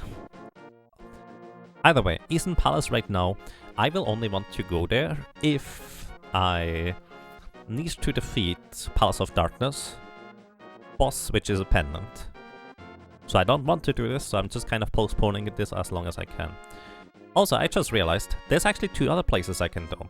I can check the very first chest here in Swamp Palace. Without the hammer, you have access to exactly one item location there. Or there is 3 item locations in Ice Palace that you can also access with having the Fire Rod, Bombos Medallion, etc. In this case, we can't use Bombos Medallion because we don't have a sword yet. Speaking of not having a sword, this item here we cannot get with unless we have the Master Sword, but we can still check what it is. A better copy of your sword for your time. So this actually means there is a sword on this tablet, which means I actually would like to get that. But I need at least 2 swords in order to get that in the first place. Alrighty, so now we're here, and because I forgot about Ice Palace as well as Swamp Palace, well, let's just see what we can get here. Here we have the big key in this chest here, which means we can actually go logically up the tower. And down here we have just a compass on the floor, which means one of the item locations is effectively nothing. So, I'm going to demonstrate 2 ways of how you can go climb the tower. With the big key, you can just, well, do the normal thing and go and defeat these guys. Which might be a bit tricky because of our item loadout. Actually, I have no idea how to do this. This is not normally a situation that you encounter here. I have no efficient way to do this. You want to hit that switch there in order to, well, be able to just walk through here. And this is how you can get higher up and upstairs, so to speak. Sword block by sword. Swordception indeed. Also bow block by bow in a sense. Alright, in here, this is the first item we can find in Tower of Hera. And this means we can get one more item location, that is the big chest over there. So there's the normal means of getting to the big chest, and that is just doing the vanilla thing, which you're supposed to do. You go up here, and then you hit this star switch, and you enter this thing from above. That way you will land high up enough, so you can actually go and walk over to the chest. And this is the second item, which means there's actually nothing except for the crystal remaining in Tower of Hera. It is a more relevant crystal than Eastern Palace, because it also unlocks the Pyramid Fairy, but this means either Swamp or Ice Palace will have the progression. It's very awkward to go into either of these places without having the hammer, but it can be required, as you can see here. So either way, if you do this from above, you can just walk back around in order to go up to the boss. However, what I'm going to do here is I'm going to demonstrate the other method of going through here, is the bomb jump. The bomb jump, you have a 2 pixel window in order to be able to position your back to the wall and then jump across. It's very, very easy to accidentally fall down, so if you're not confident in that, there's no shame in just walking up there in order to go there. Also, if you do this and then you are stuck over here, you can actually technically do a bomb jump back down, but the easier method is just fall down on the far right side here, which means you will actually land on this banister, and you can just walk to the right. Slightly more efficient than walking the other way. However, there's nothing really else that we can get. Later on I will show you a different method of how to get to places in Tower of Hera, because we have to come back here. There's another method in order to clip into a pot and get through places as well. So with the flute, we can relatively easily head over to Ice Palace, and there's 3 item checks versus just 1 in Swamp. Plus, in order to get into Swamp Palace, I have to go into the Dark World in Kakariko, and then walk all the way over to Swamp Palace. So that's kind of slow. So checking Ice Palace right now just makes a little bit more sense. So in order to open up the door on the left side, you have to either use the Fire Rod or Bombos Medallion in order to defeat this guy here. Then the lowest squid here has a small key in it, which you need in order to open up this door. Then over here you need to hit the switch in order to open up the door. And then you visit a number of rooms. So, this room down here has another chest in it. If you have any of the medallions and the sword, you can just defeat the penguins with those. If you have the hookshot, you can just defeat the penguin with those, but we have none of these things. So we're gonna use bombs. 2 cleverly placed bombs allows you to kill all these penguins. So what I want to do is just place a bomb here, wait a little bit, move a little bit down, place the second bomb there, and don't go too far down, otherwise that penguin will go down instead of back to the right. So that's a little bit of a, well, weak way to do this, I suppose. So what I can just do is then just try to defeat this guy with the last bomb. Okay, that's fine. And here we have the hammer. Oh dear.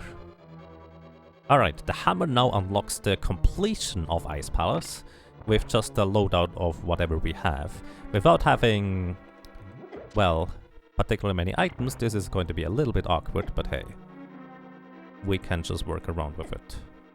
I'm trying to get out of this room here because, yeah, not friendly.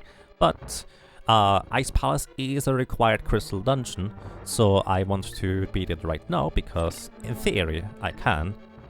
But without having a sword, this is actually pretty awkward. So what you can do in this room here is you can actually throw the bomb in a way where it will activate this crystal switch from this side and simultaneously open up the floor while standing on these orange pegs. The reason why you want to do this is because you might want to do the hammer jump. In this case, I don't really care about doing the hammer jump for now, but it is an option that you can do. So worth noting is that there is a little bit of magic here and a little bit of magic here, and you want to have magic in this dungeon, especially if you have no good weapon otherwise. Like I still don't. That's so crazy. Oh well, maybe not the best tutorial seed. So you need to just read that quit in order to get the small key. Alrighty, if you want to do the bomb jump, you have to hit that crystal switch over there once again, or just did the trick in the previous room as I explained. And the way you do the bomb jump, there's a bunch of Ice Palace bomb jump tutorials. You want to do the bomb jump if you do not have the Cane of Samaria, or if you don't care about completing Ice Palace efficiently anyways. There's always a way to do this dungeon without doing the bomb jump, but the bomb jump just makes it a lot more efficient if you do not have Cane of Samaria. In this case, I do have Cane of Samaria, so I'm just going to use that for my purposes, and that will allow me to complete the dungeon. Also, more magic here. And here we get to more penguin rooms. Just place down 2 bombs and wait until they explode. So, okay. If you have a small key and you need still a lot of items, to the right, going to the right here is more efficient. We currently don't have a small key, so we're just going to try and go in here. Trying to go down these stairs without having the boots or a hookshot is pretty tricky, but you just need to be really slow and careful about it. Not too bad if you just, well, take your time. So here in this room, you want to defeat these 2 guys to grab another chest. In this case, we get a small key. So, what we can do now is we can go back up and go through the door on the right. So, that's exactly what we're gonna do. And this will allow me to just visit this room rather easily. Now, worth noting, you always have to go across these spikes. You can also just use a cape or a cane of Burna in order to go across these spikes. There is a chest in this room, but I'm just going to grab it on the way back, because that's more efficient right now. If I were only missing 1 unique item at this point, I would probably go ahead and just grab the chest right away, because it could just be that 1 chest, could be that 1 item. Pull the tongue of this thing in order to open up the door on the right, hit the switch on the bottom left to make this chest appear, and this is just another small key. Alrighty, and here we have the chest that normally contains the big key in the vanilla game, and it actually does contain the big key here as well. So, there is 3 more chest locations and the boss, and there's 2 more unique items in this dungeon. We already got 1, which was the hammer. So, let's see.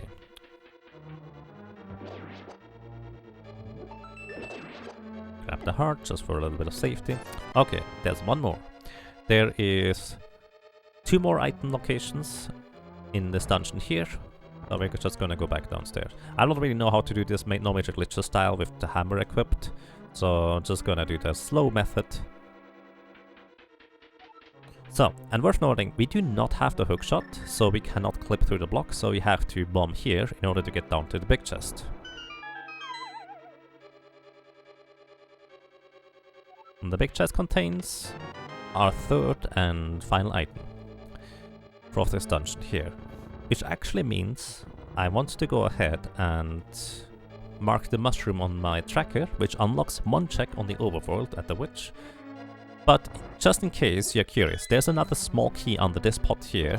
There is 1 piece of heart in each one of the corner pot areas, and in order to get through this room here, you want to pick up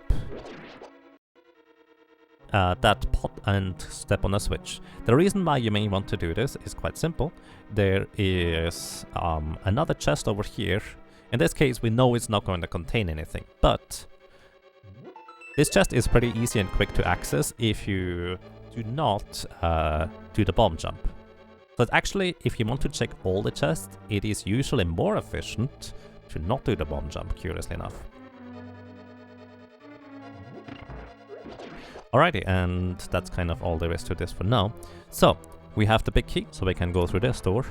And we have another small key, so we can go through this door. If you are really hurt for health, what you can do is, if you have enough small keys, and you need to make sure you have enough, go to the right side here, and you can hit this switch. So this is the switch which normally prompts you in the vanilla game to go throughout the entire Ice Palace a second time. There is magic pots down here, which are going to be very helpful in defeating the boss. 1 bomb, 1 heart, and some arrows. Arrows don't really help you, but maybe the heart helps you. But hitting that switch over there is basically the equivalent of having done the bomb jump and being over here. In this case, what you can do is you can just go over and jump into these holes, and the reason why you may want to do this is because there is fairies in here. So the cold stair is one of those bosses where if you die on it, it's a really long trip back. So taking it safe, maybe loading up on fairy. In this case, I'm just going to even take one into a bottle, thanks to the bug net. It's a fair thing to do. It's a safe thing to do. So, and this is the reason why we need the Cane of Samaria, which can be logically required to have a Cane of Samaria for this block here in particular, in order to open up this door here. So, specifically if Cold Stair, the boss, has a small key, that is when you know that you were supposed to have the Cane of Samaria in order to be able to complete this dungeon. If you just bomb jump and you know you were around, you never need it, but it definitely helps. Alrighty, it is either 8 fire rod shots or just 1 use of bombos in order to destroy the shell of Cold Stair down here. Now the thing is, I can't use bombos because I for some reason still don't have a sword, so we have to use the fire rod. Thankfully we have half magic, but yeah, hitting Cold Stair afterwards with a fire rod shot is very efficient. However, there is some alternative methods that are a little bit more advanced that you can do in order to stretch your fire rod usage a little bit, just moving around to not get hit by the things. So, specifically if you have a full health and at least Master Sword for the sword beams, what you can do is you can shoot a fire rod shot and immediately shoot a Master Sword beam in order to be able to hit the shell twice for 1 fire rod shot. It's basically another minor glitch that basically pretends your sword beam attack to be a fire rod shot for whatever reason. I don't know why that works that way. Alternatively, what I can do is I can do the same thing with a bow. However, the timing's a lot more difficult. So what I want to do is I want to shoot an arrow, and as soon as I use the bow, I immediately open the menu, switch over to the fire rod, and then just shoot a fire rod shot at the earliest possible convenience. I think I was a bit slightly too slow here, but this can count as 2 fire rod shots rather than just 1. So in this case, I don't really worry about it because I stocked up on potions before, so yeah, not gonna worry about it. Also, I'm just gonna go wild on the fire rod shots, because while you can defeat this guy with just a hammer, it's more efficient to just refill your potion or your magic via these means here. So, if you need to go into the Ice Palace, it is a very wise choice to just briefly fill up your potions so you have more magic, just in case you need to defeat Cold Stair like this with just fire rod. I dare to say, especially if you have the flute, it's even faster to defeat Cold Stair like this rather than using the hammer, unless you're really good at the hammer. Alrighty, and that is our 3rd crystal. And here we go. So since we have the flute, we can just mirror and fly away. Now with the hammer, we have access to a bunch more places. So we did find the mushroom in here in the Ice Palace. So I would like to go and deliver that right now, because we can fly right here and just do this. Pretty easy. However, there is an alternative thing you can do instead. And that alternative thing is you can do a minor glitch in order to check out the bat instead. So what I want to do is I want to briefly lose all my magic. And basically, if you lose all your magic and have no more magic at all anymore, what you can do is you can visit the crazy bat and do a minor glitch which is called fake powder. So, it has to do with the weird properties of the Cane of Samaria, where you can effectively trick the game into letting you think you have enough magic to use powder even if you don't even have powder. So, normally in the vanilla game, also in this game, powder and the mushroom actually share a spot in the menu. So, if you try to use magic and have enough magic while you have the mushroom selected, the game will treat it as if you used powder. So what we want to do is we try to use the King of Samaria on you here, because we have no magic.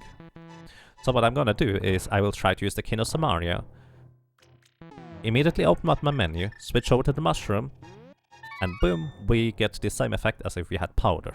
You can also use this powder effect on the anti-fairies or the bunny beams in order to be able to do this. So on my tracker in particular, this is marked as a purple location, which I can do via sequence break. This is not normally the tracker you will have, because I have slightly adapted mine. Either way, some people like to do this fake powder before they deliver the mushroom, or just delay delivering the mushroom, or even sometimes save and quit before delivering the mushroom. And if the mushroom is nothing, they will just reset in order to keep it, in order to do this. Most of the time I dare to say it's not worth it, so it's whatever you feel like it is. It's just an option. Also, in order to make the item appear inside the hut, you either have to leave the screen through the left transition, or you can go back to the dark world and back into the light world. So this works pretty well. So in this case, just 20 rupees. Don't really need it. If you talk to this guy, he will refill your health to full. Also, I'm gonna buy a green potion, because this is the easiest way for me to refill my magic right now. And then I buy a blue potion, because I'm right here, might as well do that. Okay, now, the next locations where we can go that are relatively efficient to visit are back up Death Mountain, on the east side of Death Mountain. There's a lot of item checks on the east side of Death Mountain, so if you have a mirror plus hammer, or if you have a hookshot, you can get over there at this point already. In this case, we have mirror plus hammer, so we can go and visit that. What I'm also going to do is I'm going to go and complete Tower of Hera. Tower of Hera is one of the 5-6 crystals, and now with a hammer we can finally actually defeat the boss. 5-6 crystals means that after we collect these 2 crystals from the dungeons, the big red bomb is going to spawn, and what that means is that we will be able to open up the Pyramid Fairy for 2 more potential items. So, back into Tower of Hera we go. Let's see how this is going to work out for us. So I'm going to, instead of doing the normal way, which I did before, I'm going to do what is known as the Hera pot clip. There is 2 different methods, generally speaking, or actually multiple different methods on how to achieve that. My method requires you to, well, do some things. For example, it's a bit of a weird one, but just trust me in this. If this Moldorm here drops an item, you do not want to pick it up.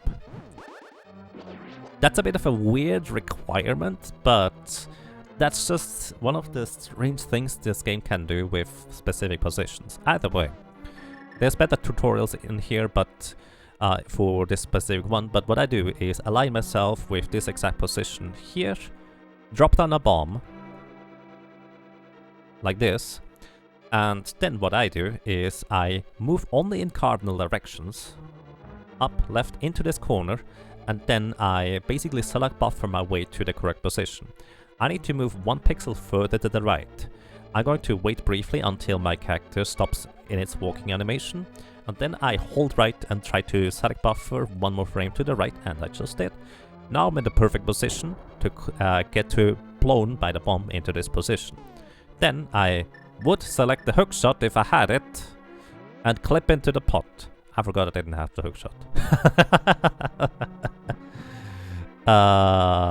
Excellent demonstration, my friend. Oh well. At least now we have the hammer to deal with these guys more efficiently. Either way, that's how you can clip into the pot if you have the hookshot. You always need the hookshot in order to do that. I forgot I didn't have it for some reason. Also, by the way, if you hit this switch on the way up, you will be able to pick up the pots just before Moldorm's room in case you feel like you need more health. There's a row of pots that is behind the hammer or the specific colored pegs. I don't know which color they are right now. We'll see in just this moment. Also, if you're confident in your pixel movement, you can just walk past this bumper right there. Behind the orange pegs there are pots, and all of these contain heart pieces. Heart pieces? Health. Alrighty. Now we have Moldorm. With the hammer, we only need 3 attacks in order to defeat Moldorm. You still want to be careful to not get bumped down into the previous room, as most people who have played this game probably remember. You absolutely do not want to get bonked into the hole in the center here, because then you fall 2 floors. It's better to get bonked down into the holes over there. Either way, just 3 hammer hits and we win. In this case, we know that there's gonna be no item here, but the crystal. Now, as soon as I activated Moldorm here on my tracker, you see this item location here in the Dark World near the Pyramid Fairy light up, which means I can now go and get that item location. But the main reason why we came out Death Mountain is because there is a bunch of item locations we can go and grab over here. There's a number of ways to route this part here. Don't worry about it too much which route you might choose. Just remember that there's the Spiral Cave and the Paradox Cave in the Light World, and there are the Bunny Cave and the Hookshot Cave in the Dark World. Also, what you want to do is you want to go up here and check out what item this is up there on this floating island. You need the Titansmiths as well as the Mire in order to get that item. In this case, it is just bombs, so we don't have to worry about it and we can just mark it off the map. So this is the Spiral Cave. Kind of slow without boots, but then again, everything is slow without boots, so it's not exactly that is anything too special. But I like to check Spiral Cave from this angle here right away, just because I will be at the bottom of the area in the end here. So I go ahead, check this chest, happens to be nothing. That is one of the many checks in here. So I mark the spiral chest or the spiral thing off the map, and we go over here. So there's 2 ways into Paradox Cave. One of the ways is to do the normal entryway and go here. The reason why it's called Paradox Cave is because you go on into this entrance here and somehow you are above the upper entrance. Don't worry about it. You want to fall down here in order to be able to land right here. Alternatively, what you can do, if you have the mirror, you can make this block here disappear and enter from this side. So you can just go straight over here, enter here. This is slightly faster if you have a mirror. Maybe you don't care about speed, just enter the lower cave. It's also less enemies around, so that's maybe easier. So behind this bombable wall, there's 2 chests. These 2 pots always contain health. And we get our first shield. How nice. So up here we have to defeat the 3 mini Moldorms in order to be able to get back out of the room. So what I like to do is I like to just drop down 2 bombs, pick up one and throw it over to the crystal switch so we can go across.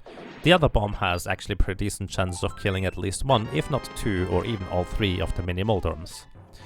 So here we acquire the next mail upgrade, which is red mail, so that's convenient, so we take even less damage. Aside from that, we have just a bunch of love. Alrighty.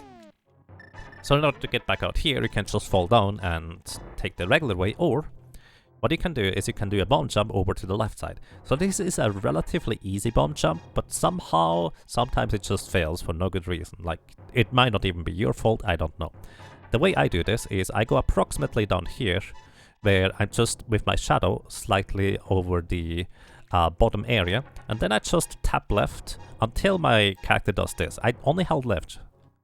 Boom. Basically what happens is, for some reason the game pushes me back onto the ledge on the side, and as soon as that happens I just put down a bomb, wait, and I get blown across. Again, you can just go back to the entrance to this Paradox Cave and just walk around. This is just slightly faster, but you may not want to necessarily care about speed. That is perfectly fine. Alrighty, so now I want to go into the Dark World. In order to take this Dark World portal here at the Turtle Rock entrance, I have to have both the Titansmiths in order to lift up this rock here, and the hammer. This is also the necessary entrance in order to open up the path into Turtle Rock by using the medallion up here. Now, this is the Quake medallion required for Turtle Rocks. I'm going to mark this on the map. So we have the correct medallion, but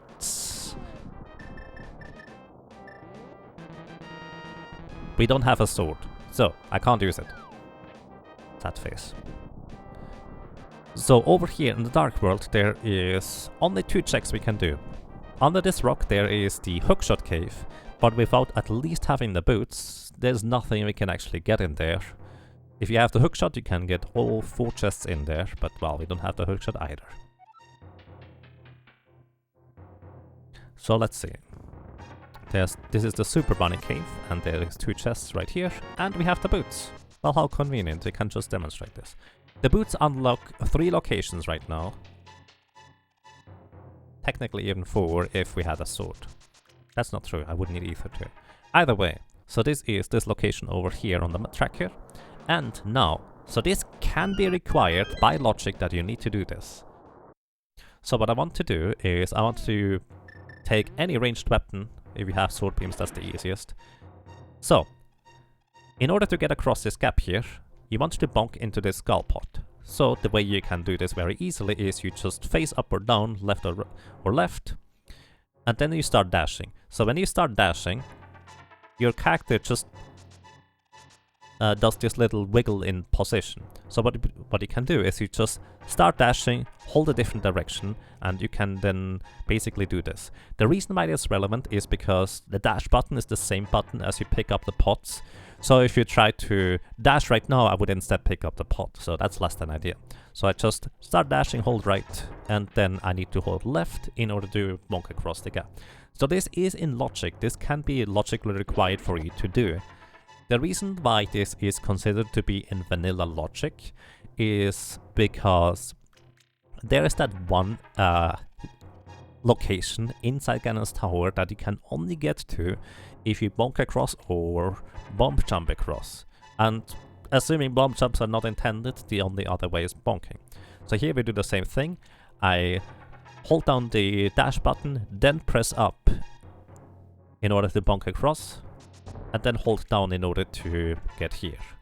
So this chest could technically contain the hookshot. It doesn't in this case. Also, if you're really good at hovering, which is a completely different technique that I am not exactly familiar with, that's not true, that I'm not good at anyways. You could also get the other chest, but good luck in doing this. If you can hover, you have my respect, because it's not easy. Alrighty, so in the Dark World here, I'm actually now going to go back over to the left. This is Ganon's tower. Can't go in here without having 7 crystals. But there is another item location over here. So as soon as we have the gloves, at the very least the gloves and a hammer and an invulnerability item, we can go and do this check here. So this is called the Spike Cave. In the vanilla game, it does contain the Cane of Burna, and ironically, the Cane of Burna is the most efficient item to go across here. So I can go here, but it's nothing of use. That's okay. Alrighty, we have checked everything up on Death Mountain. So what I'm going to do is, I would like to save and quit here. So, if you have not defeated Aghanim, or you don't have a mirror, saving and quitting will always allow you to get your choice back into the light world. Now that I have acquired the boots, near the sanctuary there is 2 more locations we can check out very quickly. The one is on the left side, with the bonk rocks. You do not need anything aside from a boost in order to be able to check that location. And you have to kind of go around here in order to be able to check it. And the other thing is the King's Tomb. You actually have to have at least a Titansmith or access to the Dark World as well as a mirror in order to be able to get there. And hey, there's a hookshot. We need that one. With the hookshot, we can, as a matter of fact, completely complete Swamp Palace.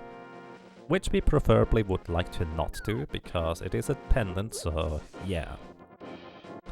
Either way, this is one of the 2 bonk checks, the other one is over here. Since I have the Titansmiths, I can just go over here, lift up these rocks, and we're fine. Alternatively, you can get here in the Dark World and the mirror in order to be able to open this too. This can be in logic. So, the quickest and the easiest way to open this is just bonk against the grave here. So you can do the same technique that we just did earlier, and bonk after starting the dash. However, an easier way to open this is you hold out your sword. In this case, just imagine me holding out the sword as a pose. Also, could you please stop that? Hang on. Need to teach some guy some manners. Alrighty. In this case, what I want to do here is I want to hold out my sword, and then I hold up, and then I just tap the dash button, and this actually allows me to open up the grave as well. There's a slightly quicker method if you tap dash and up at the same time, but good luck on doing this consistently. So in this case, the King's Grave didn't contain anything of note or worthwhile, so we just get back outside. So, now, there is a number of locations that we can check. We could actually immediately go back up Death Mountain, because, well, we now have the hookshot and we could get the remaining 3 chests inside Hookshot Cave. I would like to only get back up there as soon as I have the required sword in order to be able to complete Turtle Rock, as well as the Ice Rod. You also need the Ice Rod for the final boss, but sometimes you have to do that twice anyways. So, alrighty. What I'm going to do next is I will go ahead and deliver the red bomb. Since we have both the crystals number 5 and 6, we can do this very easily. There's a few tricks you can do with the red bomb, and I'm going to demonstrate one, just so you know the technique. So, with the red bomb, you put it down by tapping the A button, and then you have the timer in the top right that just starts counting down. You can also pick it back up again, so not like a big of a risk. If you just jump down a ledge, you will actually also just lose your red bomb, so that's a bit of a problem. So what you can do is you can just do a screen transition as the timer reaches 0, and this will actually retrieve your red bomb just as it explodes. I'm a little bit early here, but if I just keep going back and forth, at some point the bomb explodes and I will just have it back to me. This is called the bomb dupe, and in case you accidentally leave your bomb somewhere, or for example you want to go a bit faster by leaving the bomb behind and just dash across, that's another option. Alternatively, what you can do so normally you cannot dash with the bomb because the same button that puts down the bomb is also used for dashing, so it just stays behind. However, what you can do is you can use the hookshot to a surface, and then immediately start dashing before the bomb catches up to you. For some reason, this means that you will be able to keep dashing and the bomb actually still follows you because it cannot get deployed yet because it is not close enough to Link, but is still there. Or, well, Mog in this case. Whatever.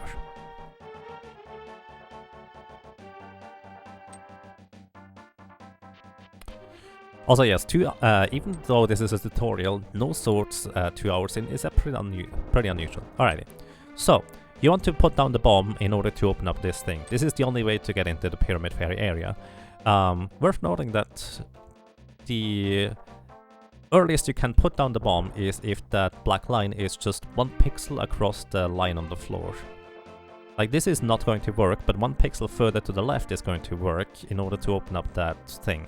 Not exactly relevant, just put it square in front of the thing here in order to guarantee that it opens up. Better to be safe than sorry and have to go and get the bomb again. And hey! We finally got our first sword! Isn't that lovely? Okay, so we have our first sword, and now we can actually finally do some more stuff with a sword. Still not a particularly strong sword, but hey, it's a sword. If you come out of here, you can just mirror without moving, and this will allow you to just be exactly in between those things without having to get bonked back to the Dark World. So, next up, a sword unfortunately was still not exactly progression, but now we could go into Turtle Rock.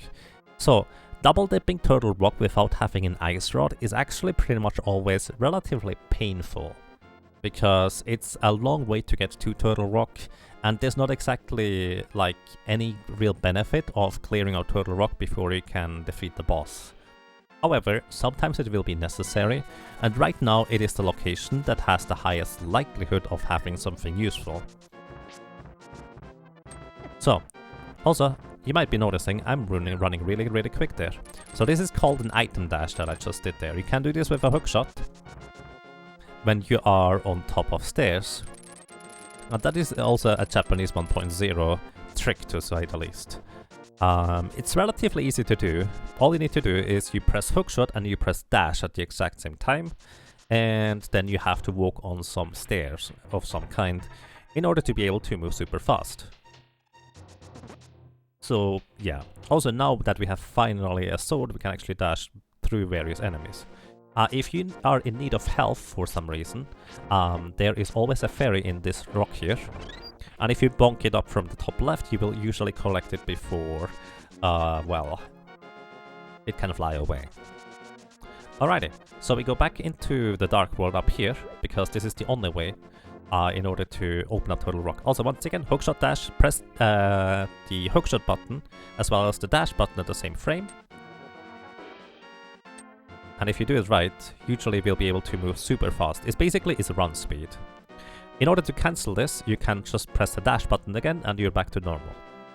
There's another way to get basically dash speed like this, and that is by having a sword. We didn't have one until now, so now I can finally demonstrate it. What you want to do is you want to press the dash button one frame after you release the spin attack. So you hold down the sword, and then you slide your finger across the thing, and then just go on a ladder and suddenly hookshot speed again. The way you can check whether you have hookshot speed or not is when you try to swing your sword, it does not work. So there's that.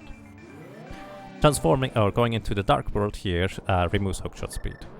You can actually also item dash with a medallion, but it's not usually all that worthwhile. Like for example, I just did that here, and I will probably have hookshot speed right now. Yeah. It's not usually worthwhile. Either way, we open up Total Rock, and we can get everything except for the boss out of it. Doing Total Rock without having a proper sword is actually kind of tricky at times, so let's see. Good tutorial moment here. So with hookshot, we can now go and check out the entirety of Hookshot Cave. And let's see what we get in here. We get a shield, a heart piece, and this. Just a heart. So nothing terribly worthwhile, but a little bit more defense. I do not complain. And with this we have checked out everything that is over here in Dark Death Mountain, except for Turtle Rock as well as Mimic Cave. Mimic Cave is a unique check that you can only check from within Turtle Rock. Also King of Samaria allows you to get across here. So it basically is like, normally you can see on the tracker, Turtle Rock is over here on the tracker. It seems to have 5 items, but because usually Mimic Cave is also just kind of inside Turtle Rock, you can kind of consider it as if it has 6 items total. So I go over here first, pick up this chest, and it is just a small key. Not too bad. You have to face away from this eye in order to be able to open up this door. If I face up or to the side, the door does not actually open, so you have to move backwards. And you can move backwards or sideways by holding out your sword. Or, if you don't have a sword, holding out nothing, just press down the B button.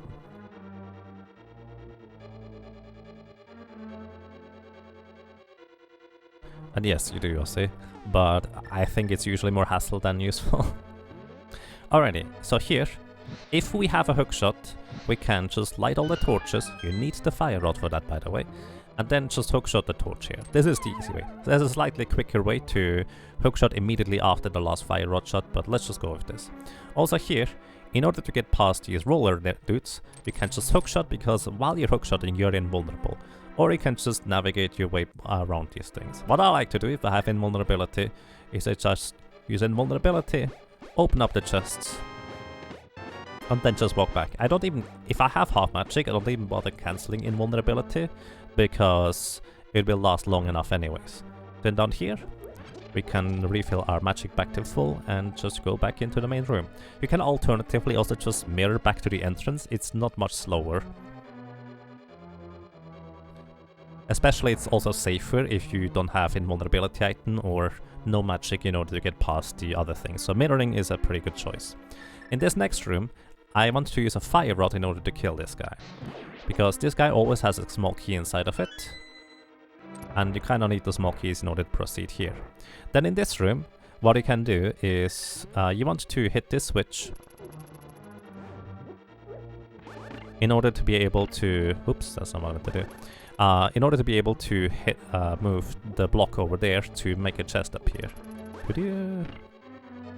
So you want to be really careful around these jumps thingies there, because you cannot defeat them in any capacity, and they are...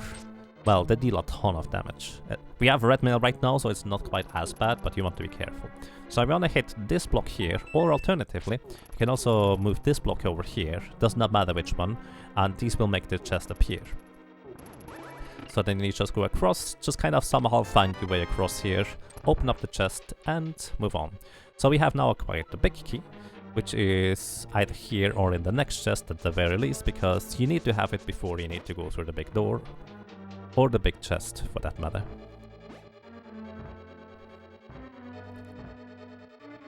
Alrighty, if you need arrows, there's arrows down here. Generally speaking, it's a good idea to just know what is under the pots in order to, well, do stuff properly. If you do not have a fire rod and you manage to get here somehow, you can also use medallions in order to kill the pokies relatively efficiently. In this case, well, we have a bombos medallion, which would be decent. Kind of slow, but, well, it works. This pokey always also has a smoke key in it, and we use it in order to check out the lava room chest. If you do not need any more items in order to beat the game, you can skip this chest if you already have the big key. In this case, well, we still need a bunch of items. For the movement in general, let's put it this way, what I do is I just try to imitate whatever the good runners do, and that usually works. Sometimes it doesn't, but then I just practice it a little bit and then eventually it works. So that's kind of how it is. Don't worry about how you get through the rooms initially, until the more important parts, I dare to say, is knowing that you can do certain things. Also, speaking of certain things, there's a bunny beam on that on the right side. If you have powder, you can actually just powder the pot without picking up the pot first, and it will make a fairy appear. If you powder a bunny beam, it makes a fairy. That's kind of how it is. In this next room here, it's very easy to get hit. You do not want to face left or right, you just want to throw the bomb, just look straight down, don't worry about anything else. Because the three top eyes will only shoot if you are facing left or right, if I'm not mistaken. However, the eye on the left here will always shoot as soon as you're in line of sight. There is health as well as magic under these pots. I think they are not worthwhile to pick up, so don't worry about them. So here, this is one of the best hidden items in the entire game, or heart pieces in the vanilla game. You have the mirror on this right entrance in order to be able to enter Mimic Cave.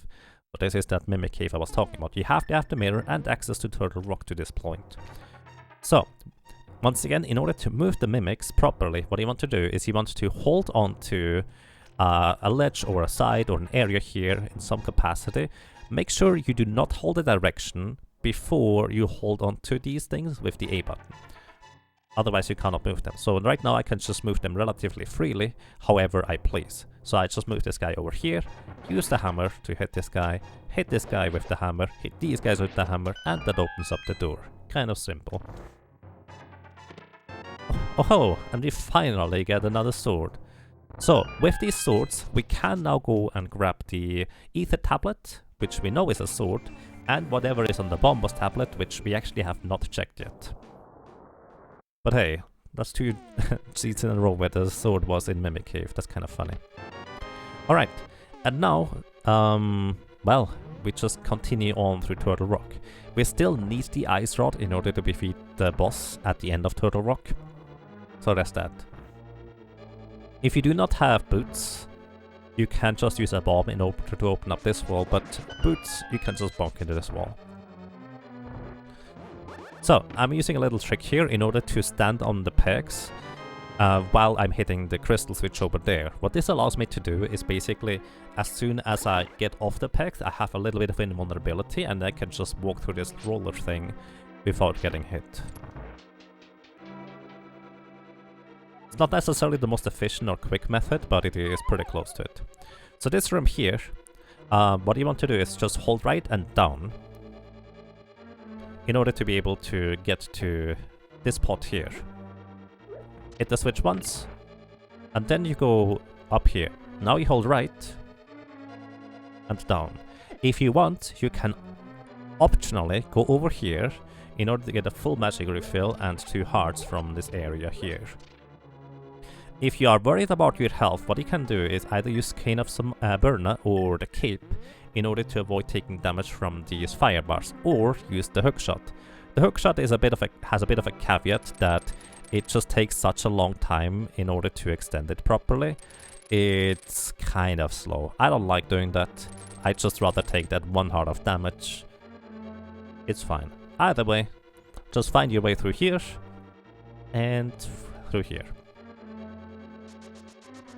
So if you do not have boots, this little mini Helmasaur can be a bit of a problem. You can shoot it with an arrow, you can hit it with a hookshot, or try to do it with Cane of Samaria in order to defeat it. So, I'm currently playing on advanced logic, which means the game does not necessarily provide me with invulnerabilities to be able to get to these chests on the sides to get there. So there's multiple methods in order to get these chests without having the Mire Shield.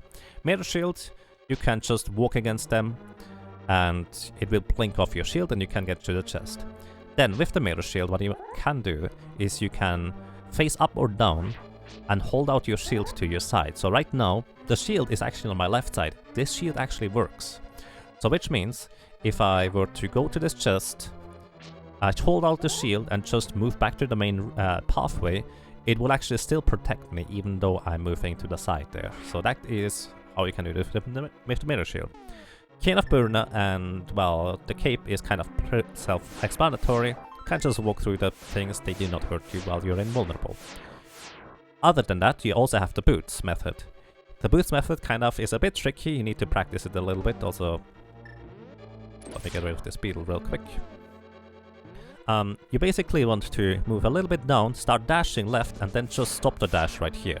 If you do it well, you can open up the chest and immediately walk back in order to, well, not get hit by any lasers still. So what you can do is this. Open up the chest, where we get powder, and move on.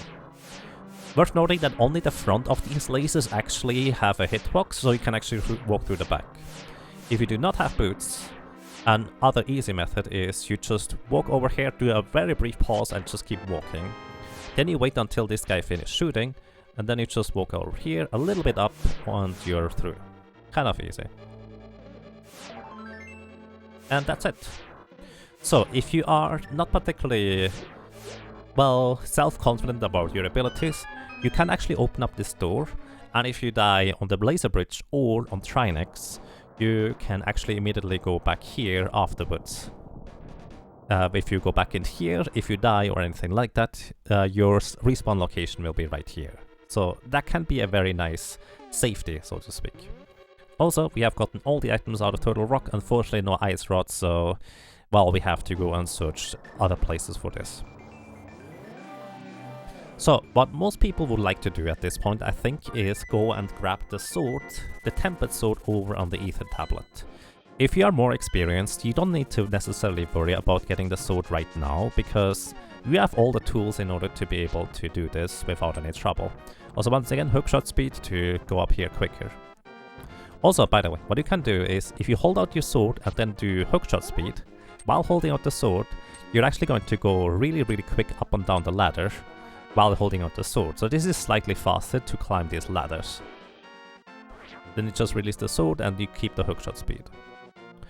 So yeah, in this case I'm just gonna grab the sword because it's important to remember these things where there might be important items or even useful items. Again, I'm a big advocate of just go for whatever is more safe to you until you're more confident in your abilities. So we need the book and at least the Master Sword in order to get the item here. And this is, well, the Tempered Sword in this case, because this is the progressive sword. If we already had the Tempered Sword, it would be the Gold Sword. Pretty simple. Alrighty, next what I'm gonna do is I will be going over here to Link's house, because our options are kind of limited on where we can go. So I'm going to go into the Dark World over here.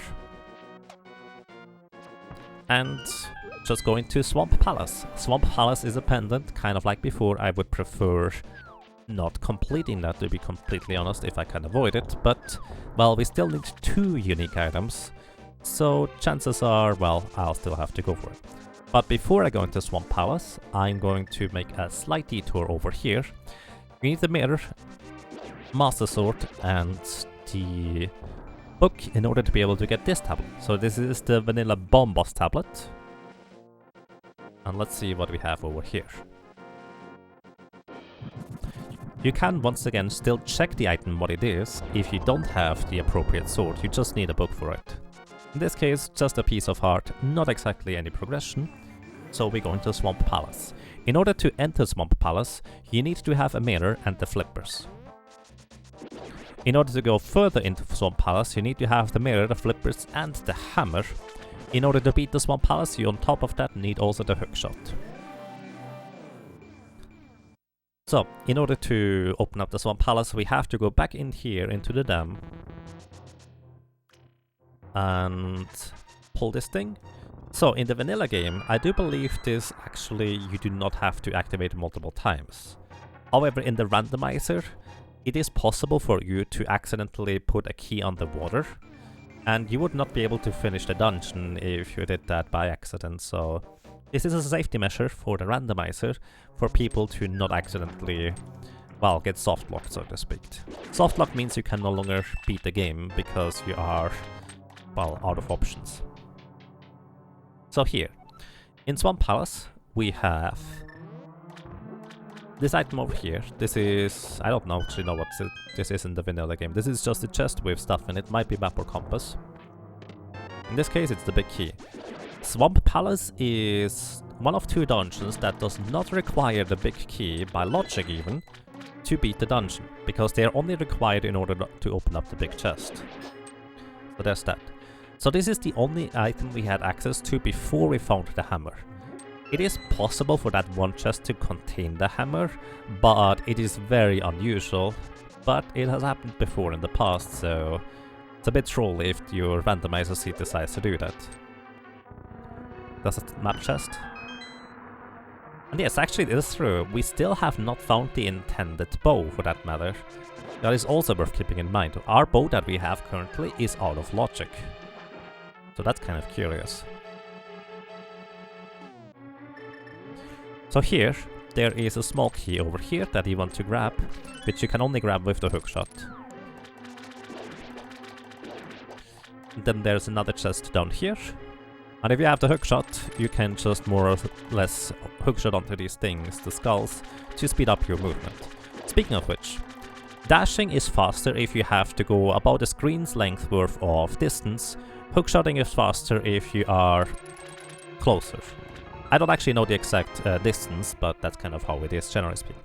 Alrighty, we finally have found our regular bow. So, it was in Swamp Palace, which means we had to go through quite a few hoops in order to get it. Now, we can finally go and get whatever is in Palace of Darkness, which means it's actually entirely possible that the boss in Palace of Darkness does have the last item that we need. Before that, well, we were still looking for the bow. Alrighty, so what I want to do is I want to not necessarily finish Swamp Palace, we are just looking for 2 items. So I'm going over here to the left side first with the small key, hit that switch, do not activate the floodgates yet. Unless you know how to do the boomer dive, well, you don't want to do this, because get this key. So this is the key I was talking about earlier. If you accidentally flood that key, don't worry too much, just get back out of the dungeon, move 1 screen away and back to it, and the dungeon will be reset for that purpose. Because sometimes you just have muscle memory and you activate the switch, push the thing, and well, suddenly, well, you can no longer get to that key. Pretty awkward if that happens, but it has happened to most of us, if not all of us. Either way, you also want to make sure that the switch is in the red, as in the blue pegs are up before you leave this room, which means you actually have to go back around outside. There's a weird little hookshot thing that you can do here, but don't worry about that if you can't do it. It's kind of It's weird. Just walk around. It's not exactly much faster if you don't get it first try.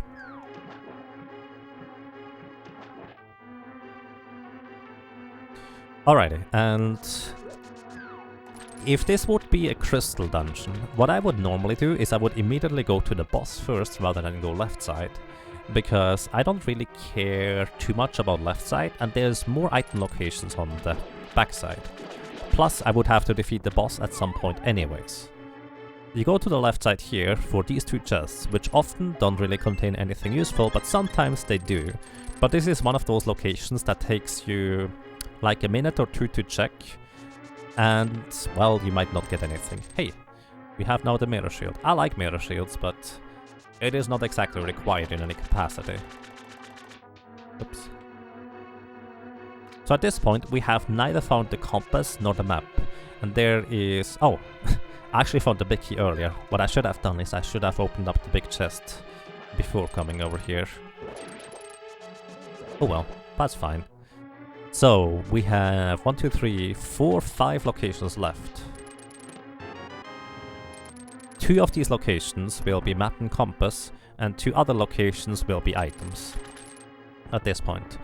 Oh, by the way, when you push statues, what you want to do is you want to wiggle left and right while pushing them in order to make the push slightly faster. Also, if you push this statue straight up, what you can do is you hold up left in order to pick up this pot. Or just wiggle a little bit and pick it up. It's a bit strange to pick up that pot through the statue, but for a little bit of wiggling it usually works. You can also do a hookshot dash in order to pick it up more easily. It's a little bit strange.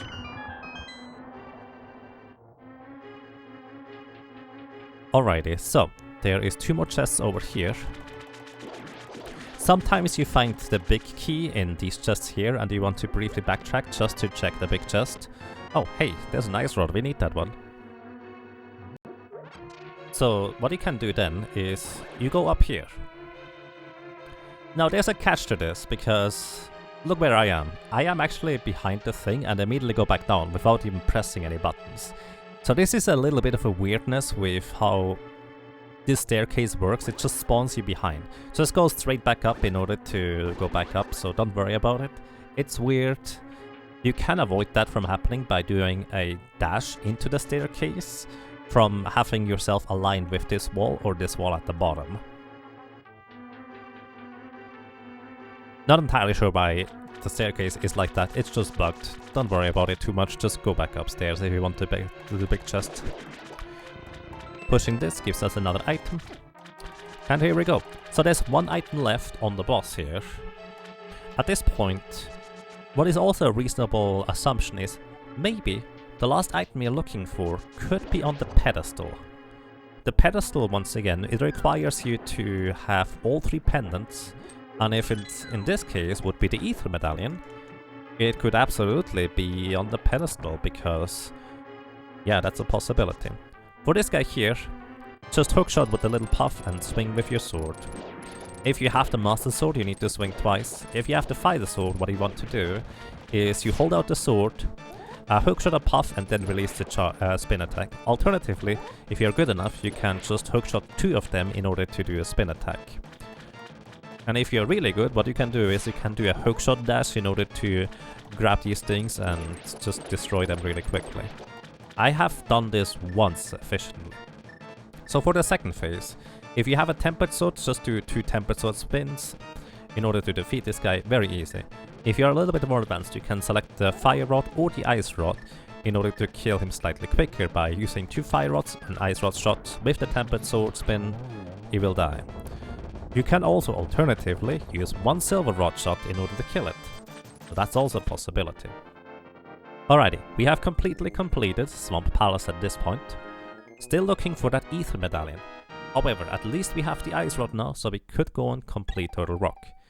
We know there's no more items in Turtle Rock, so there's not much of a point in doing this right now. We will just do this on the way up to Ganon's Tower. So what I'm going to do now is I will go over to this part here, and because now we have so few places to check where that ether medallion could be, I'm going to take the book and check the pedestal. This is a little bit out of the way, and if you have a better opportunity to check this earlier, it is usually a good idea to just check this pedestal location with your book. You need the book to check it, and sometimes you don't even get the book. You have to just get all the pendants and pull it, and there is finally your item that you were looking for.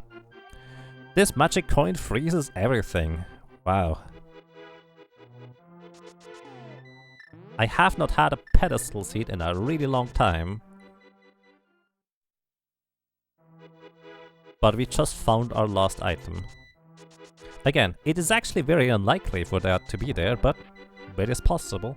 So, this is kind of perfect for the tutorial, I suppose. So this means now I have to go and complete all the dungeons in order to be able to get my last item. This tutorial seat is something else. Yep, hammer in Ice Palace, pedestal seat, and all these kinds of things. But hey, that's okay. Honestly, I kind of enjoy these seats that do throw you for a curveball. Alrighty, well, at this point, we know exactly what we need to do in order to win the game, so we just go ahead and do that. Worth noting once again that this dungeon here is the green pendant. Also, by the way, under this pot there's a small key. If you don't have any small keys, you want to go and grab that and pick it up. If you still have small keys, but only one, you still want to pick it up. If you have 2 small keys, don't worry about picking up that one. You need the fire rod in order to open up this dungeon here. There's one more chest down there, you just need to go through the maze at the bottom. In this case, we don't have to do that. We just have to go over to defeat the boss. In hindsight, actually, also by the way, fire rod, fire rod, fire rod, fire rod, fire rod, fire rod. In hindsight, what I should have done, I should have actually gone and completed Palace of Darkness first, and Eastern Palace before coming over here. Also, this guy here has our last key. I'm gonna grab the key, then we go over here. So, I see a lot of people use the fire rod in order to try and defeat Mothula. The fire rod is nice because it has range, but your tempered sword actually deals twice as much damage as the fire rod. So it's actually better for you to learn how to use the tempered sword in order to fight Mothula. It might require a bit of practice, but it works pretty well. What I personally like to do if I don't have at least tempered sword is I actually use the hammer in order to try and defeat Mothula. It is actually pretty awkward to try and defeat Mothula with this, but because it only requires 4 hits instead of the usual 8 fire rod shots, it is way easier for me to do this consistently than using fire rod. Plus fire rod costs you a bunch of magic and you might not have that. So I just like to hammer Mothula. In this case, sword was just as good. So here we have the green pendant, which once we get that, we actually do unlock that item over there as a Hasrala, which, well, in this case we know it's nothing terribly useful. It could be a gold sword, for example. Also, as soon as you get out of Skullwood's back entrance here, just mirror in spot, and you will get quite a transition. Plus, once again, if I were smart, I would have gone and grabbed the pendant from Palace of Darkness first, which would have allowed me to go over and immediately grab the pedestal. Kinda forgot about that, but that's okay. If you flute over to flute spot 5, there is another palace portal to the Dark World right here. And with this, we can actually go through. Also, one thing I haven't mentioned yet, what I'm doing here, is I'm actually doing a item dash with the hammer. If you have a sword, you can actually just run over the pegs in order to knock it down into the floor. So you just basically press the dash button and the hammer button at the same time in order to be able to do that. Can save you a little bit of time here and there, but it's a little bit tricky initially to do. Okay, aside from that, we just need to complete Palace of Darkness. We need to complete Eastern Palace. Then we can finally go and grab our freeze coin in order to complete Mire. Then we go up and complete Total Rock, and then we can complete Ganon's tower. So, is there anything else, for anybody who might be live watching, is there anything else that I should explain that might be new to somebody who is just fresh to randomizers or Link to the Past in the first place?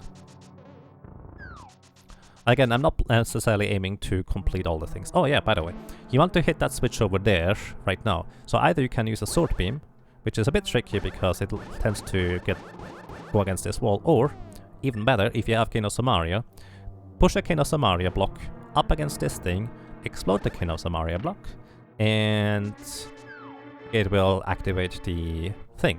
The reason why King of Samaria is because there's another switch right here, and instead of having to push the statue here onto the switch, you can just put a King of Samaria block here, and it will be a little bit faster. Slightly more efficient, but it's never technically required. Silver arrows allow you to kill the red mimics. Also there is arrows here as well as arrows here if you need more. Then you wanna hit that switch over there and shoot the arrow into the eye of the statue. What you kind of want to try and do is preserve your sword beams, as in you want to have full health in order to have those, because that allows you to be slightly quicker through this next room here. Specifically, you need to have the hammer in order to hammer down these weird little diglets. I don't know. Then you can use a sword beam to activate this. If you don't have sword beam, just use any one of the ranged items in order to activate it from over there, and then move on. So here I'm using no major glitches type strategy for this next room in order to get rid of the turtles quickly. I hold down left just before I hammer in order to extend the reach of my hammer a little bit further. We can't do that quite, but don't worry about it. But it's worth just trying. Just hold down left just before you do that first hammer swing, and you can potentially just knock almost all of the turtles right over. So, and here we have Helmasaur King. What you want to do for simplicity is you hold out your sword, and then you hammer with the sword open. So just don't release the sword button and then just hammer. And the reason why this is actually quite convenient is not just because the sword actually protects you from walking into this guy by accident, or him just moving over towards you. It also helps you because the hitbox of your sword, or of your hammer, is actually extended. So, in order to defeat this guy, you want to hit the mask 17 times. 1, 2, 3, 4, 5, 6, 7, 8, 9, 10, 11, 12, 13, 14, 15, 16, and 17. That took a while. If you have tempered sword or hammer, you can just try to hammer his face. Or if you have silver arrows, just one single silver arrow shot to the jewel is enough to defeat him easily.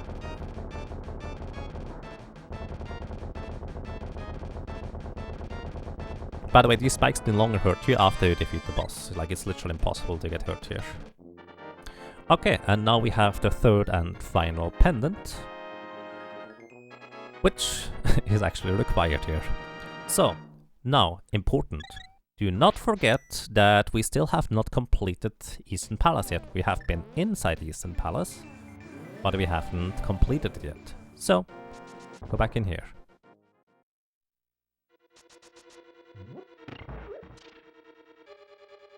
Oh yeah, you can also remove the mask from Helmasaur King with the bombs instead of the hammer. Specifically for the standard settings, you will never encounter that scenario because you have to have the hammer in order to get to Helmasaur King first. But there is like settings where it shuffles the enemies around, it shuffles the bosses around, so it is possible for you to encounter a Helmasaur King where you do not have stuff. Also, by the way, enter this center area from the top center in order to despawn 2 skeletons, and then just use sword beams to kill these guys quickly. But yeah, hitting him with 5 bombs is actually kind of tricky. But, well, bombs can work again as well. So, in this next room, you actually want to defeat this green Igor on the right side for a key. So if you have Tempered Sword, you can just dash into him or just slash him in order to defeat him, or you can just also use a single arrow. It does not even matter whether you have silver arrows or not to do that one shot. Silver arrows are really convenient here, because it allows you to defeat all enemies in a single arrow hit. By the way, if you need arrows, there is arrows under 2 of these pots, the other one has health, if you need that. There's a switch behind this guy, just walk over there. They don't wake up until a bit later. Then you want to hit this switch and move on. There's 2 skeletons you need to defeat and the red Igor. So the red Igor is actually the reason, or they are the reason, why you need the bow in order to get to the boss here. Without the bow, you cannot defeat these guys. Before entering the next room, charge up your sword and just swing. Then defeat these guys with silver arrows pretty easy, because you only need 1 shot each. Similarly, you would normally need 3 arrows for each of the armor knights, meaning at least a total of 18 arrows. But with silvers, it is just 6. And we defeated them. Alrighty, and with this we have acquired our 4th crystal. Now we need to go ahead and grab the pedestal, the Freezy coin, complete Mr. Mire, which we can finally enter now. And then, well, we go and complete Turtle Rock and move on. If you are unsure about your abilities, or if you just want more potions, don't be afraid to... Oops, wrong place. Don't be afraid to just go and buy potions every time you just complete the dungeons if you just used up a bunch. Because I actually love having a lot of safety, so I tend to just buy potions even though I can totally do stuff without them. It just makes it nicer overall. If you know you have a backup, you feel... I play more confident anyways, which means I also allow myself to be a bit more brave because I have that backup of the potion if necessary.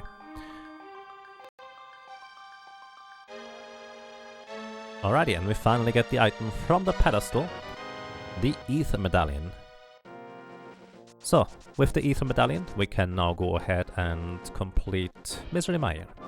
Misery Mire is a bit of an interesting dungeon. If you cannot do the exact same movements or enemy kill strategies I do, don't worry about it.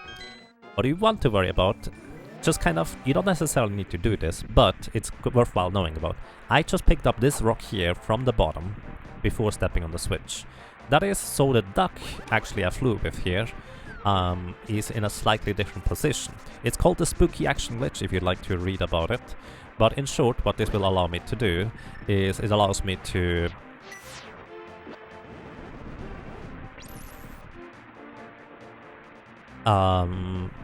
skip a few switches in this dungeon. Let's put it that way. Also, by the way, fun fact, if you freeze an enemy and then smash it with a hammer, it will give you an item guaranteed. Which item? I don't know.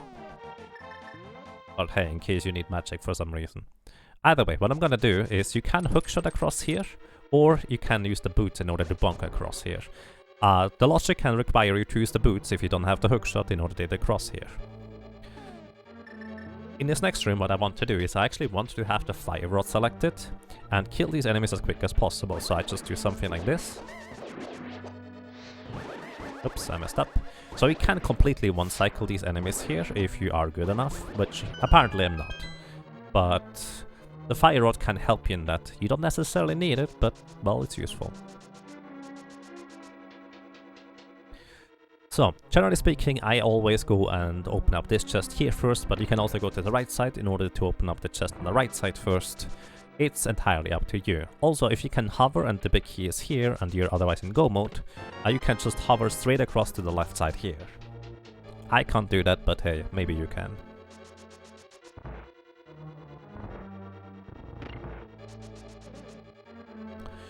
Alrighty, so, you want to pick up this pot here, step on it, open up this chest and hold up left in order to just walk straight through that BMOS, because that allows you to pick up that pot on the top left and get the small key from under it, while you still are invulnerable for a short period of time. Here you want to actually wait a little bit before starting to dash, because otherwise you run straight into that fireball, but I'm pretty sure you will learn that through repetition. So, kill that squid in order to get a key, shoot these things here, and move on. So, a little bit of the logic of Misery Mire. It's not that important that you keep that in mind, but it's interesting to know about. If the big key is in the main room, the two chests I already opened, or the room just earlier with the crystal switch, there will never be a small key in this chest and in the chests south of here. The firelock chest will never have a small key in it, so they might be more worthwhile to check. If this chest here has a small key in it, you know that the original big key chest just south of here always has to have the big key in it. Just kind of things that you can keep in mind once you might be a little bit more advanced. For now, we already got the big key, so that means I'm just making my way over to the boss. Alrighty, so coming up is a few more things good to know. If you have powder, you can just powder whatever is below this thing here, because you can get a fairy out of it if you need it. If you need more magic, there is a full magic container over here. It's never a bad idea to pick it up, really. Also, if you for some reason decided to not pick up that chest, you can actually just hookshot across and pick it up if you still need items. So, what I want to do for Spooky Action Glitch, I'm gonna just do this right here, is I want to dash and make these little clouds here on the floor by dashing, and then use the Chaos Mario in order to create a block in order to be able to get to the boss. So that block creation is required in order to be able to get to the boss. We can get all the other chests in Misery Mire, except for the boss. You cannot get there without having that. Then now I can use the fire rod, and suddenly you hear the click, and that means I hit the crystal switch. So, and then I can do this here, click, crystal switch. Now the funny thing is, if you do not know about Spooky Action Glitch, you just need to go ahead and bomb up here and hit that crystal switch manually. I'm not sure why I said funny. Either way, if you don't know about Spooky Action Glitch, that is perfectly fine. Most people don't. And it's a little bit tricky. In order to preserve Spooky Action Glitch, by the way, you can also use sword beams rather than the dash cloud from your boots, or you can use an arrow or the fire rod. I don't know whether ice rod works. This is the other crystal switch I just hit earlier in the previous area. So that's kind of how you normally do this. You just hit that crystal switch up there, if you have hit the crystal switch previously in the area, and then you hit this crystal switch over there after bombing open the room. And yeah. Then you just keep walking. Yes, powder and lamp both break the Spooky Action Glitch in case you use those items. So if you set up Spooky Action Glitch and it suddenly doesn't work, you probably use powder or the lamp. So next up we get to this next boss. So for the Misery Mire boss, there's a number of ways to defeat him. Right now I have silver arrows. Each one of the little eyes requires just one silver arrow to kill, so it's the quickest, most efficient way I can do. Alternatively, can do the No Magic Glitzer strat with Tempered Sword or Master Sword. Just go in there and swing your sword. There's tutorials out there to see that. A very easy way to do this in Randomizer is just equip the cape and just go in there. So, worth noting, while you swing the sword, your magic meter does not deplete. So basically, I'm just mashing the sword button right here, and my magic meter just does not deplete, and it's very easy to defeat this guy. So you can do this with at least the Master Sword. Worth noting that you cannot hurt these little eyeballs with the Tempered Sword, with the Fighter Sword. So you have to do at least a spin with the Fighter Sword in order to do the same thing. So you can see, I did not even deplete half my magic meter with hard magic, and it was very easy to defeat this guy. So silver arrows are way faster. No Major Glitcher strats are faster if you know how to use those. Even the regular arrows are pretty decent, but you don't usually have enough in order to kill the entire boss, so you usually need to do stuff. And there's various other ways to defeat this boss. Welcome to your Zebra, thank you for the good luck. Alrighty, and with this we have completed Misery Mire. So we just go up to Turtle Rock. That means we will have all the crystals as soon as we do that, and move on. Also, once again, hold out the sword, item dash in order to go slightly quicker up the ladder. I actually release the sword button again before it fully charges, so I don't do a spin animation. Oh, by the way, this rock, this rock, this rock, and this rock, they all have a 50-50 chance to contain a bomb under them, in case you need bombs. Kinda forgot about that. So, and aside from that, we just go back up east side of mountain and move on. So this is a bit of an unusual seed where the pedestal was required. But hey, at least I got to show off all the dungeons, and that's quite fine.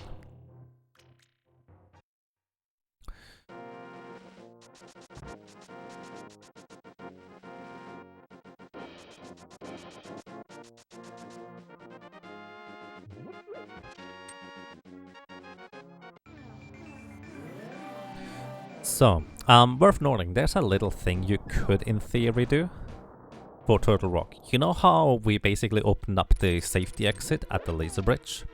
Well, there is no actual way to get back there as soon as you get away from there. In terms of, like, you can't re-enter there unless, let's say, you are still looking for the ice rod, and the ice rod is the last item you still need. You can't just mirror out there on that little ledge, and that mirror location is still there. And if you, let's say, check a few item locations that you have not checked yet, for example in the light world, so you might never have checked Agnes Cave, for example, and there's the ice rod right there. You can go and grab the ice rod from that location, float back up that mountain, and just hop back down into the area where there is the mirror location still there.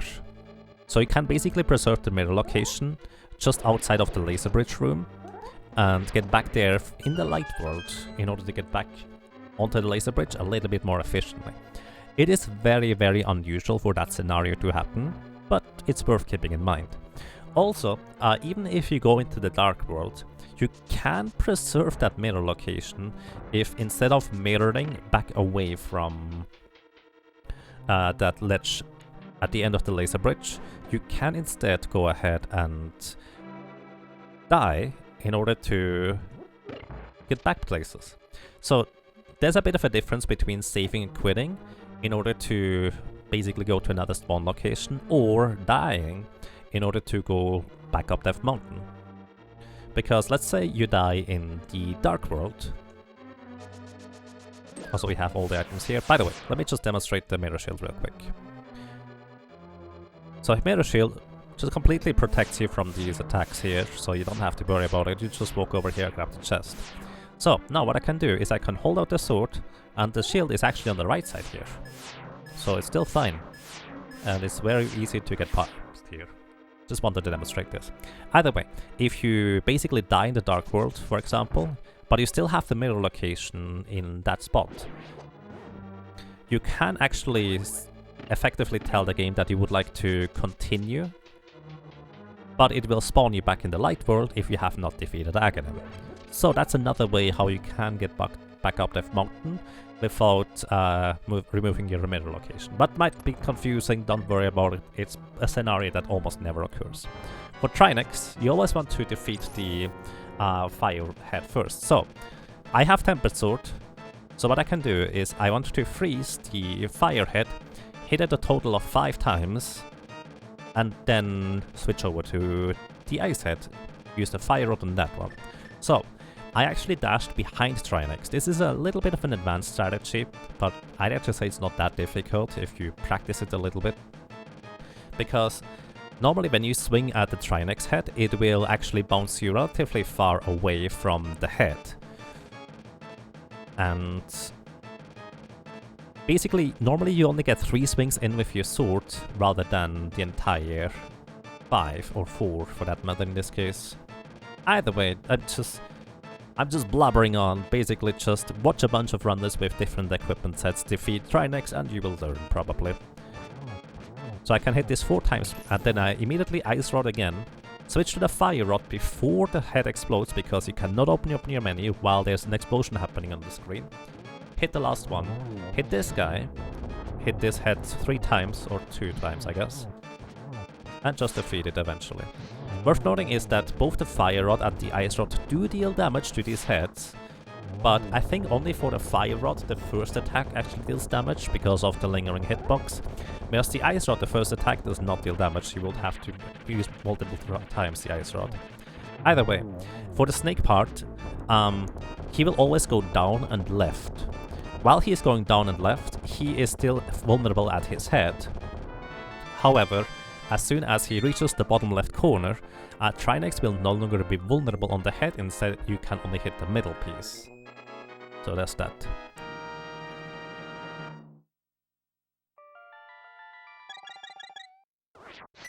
Alrighty, and now we have acquired all of the items. What I'm gonna do here is I'm just selecting the hookshot to do a little hookshot depth of this staircase and move over here. This is slightly faster if you get it right away than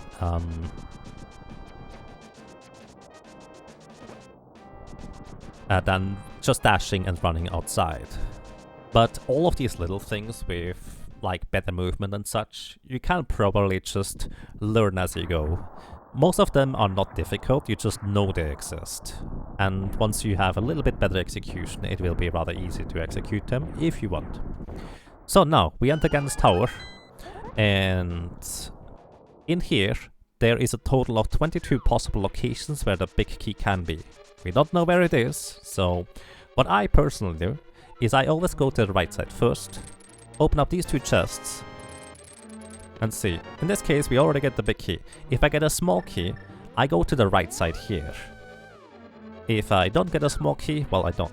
Actually, let me put it this way. Let's just pretend I did not get the big key yet. In this case, I would go over to the left side and just continue checking out these things. Since we have done all dungeons, I might as well just check, show everything. Here, you want to use the hammer in order to bonk down 2 of the pegs. Select the hookshot afterwards, move the thing, and just go over to the left. Here, you can hookshot over here. What I like to do is I like to pick up this pot here if I am lacking a little bit of magic, but other than that it's quicker to just bonk backwards in order to get back up. Here I just open up all the chests, see what's here. Worth noting that these things only shoot fire when you are using your sword. You also have to defeat all the skeletons in order to get back out of the room. So in this case I just continue on. You don't have to do the exact same movement that I do for the way through hookshotting here, but some of it is more efficient than others. Either way, here, it's the easiest thing is to just use Cane of Samaria in order to hit this switch, in order to get back across. The same deal, you can just do this here as well. There's a few other methods instead. For example, I love the red boomerang. So what I do is, as soon as I enter this red room, I hold down left, mash the boomerang button in order to shoot it as early as possible, and as soon as I shoot the boomerang, I hold down right. Oops, I did not do that right. And this allows me to just do a very efficient method of getting through this room. Specifically works with the red boomerang. There's another setup for the blue boomerang, slightly slower, but all of these things you can eventually learn. Once again, you're invulnerable while shooting the hookshot, so you can just phase straight through these fire snakes. Hey, there's a shovel. By the way, something in the randomizer that you might not be aware of, a shovel and flute as well as mushroom and powder are in the same spot. They can be in your inventory at the same time, so you can switch between them by pressing the Y button on these items, kind of like you can press the Y button to cycle through your potions. So that is worth noting.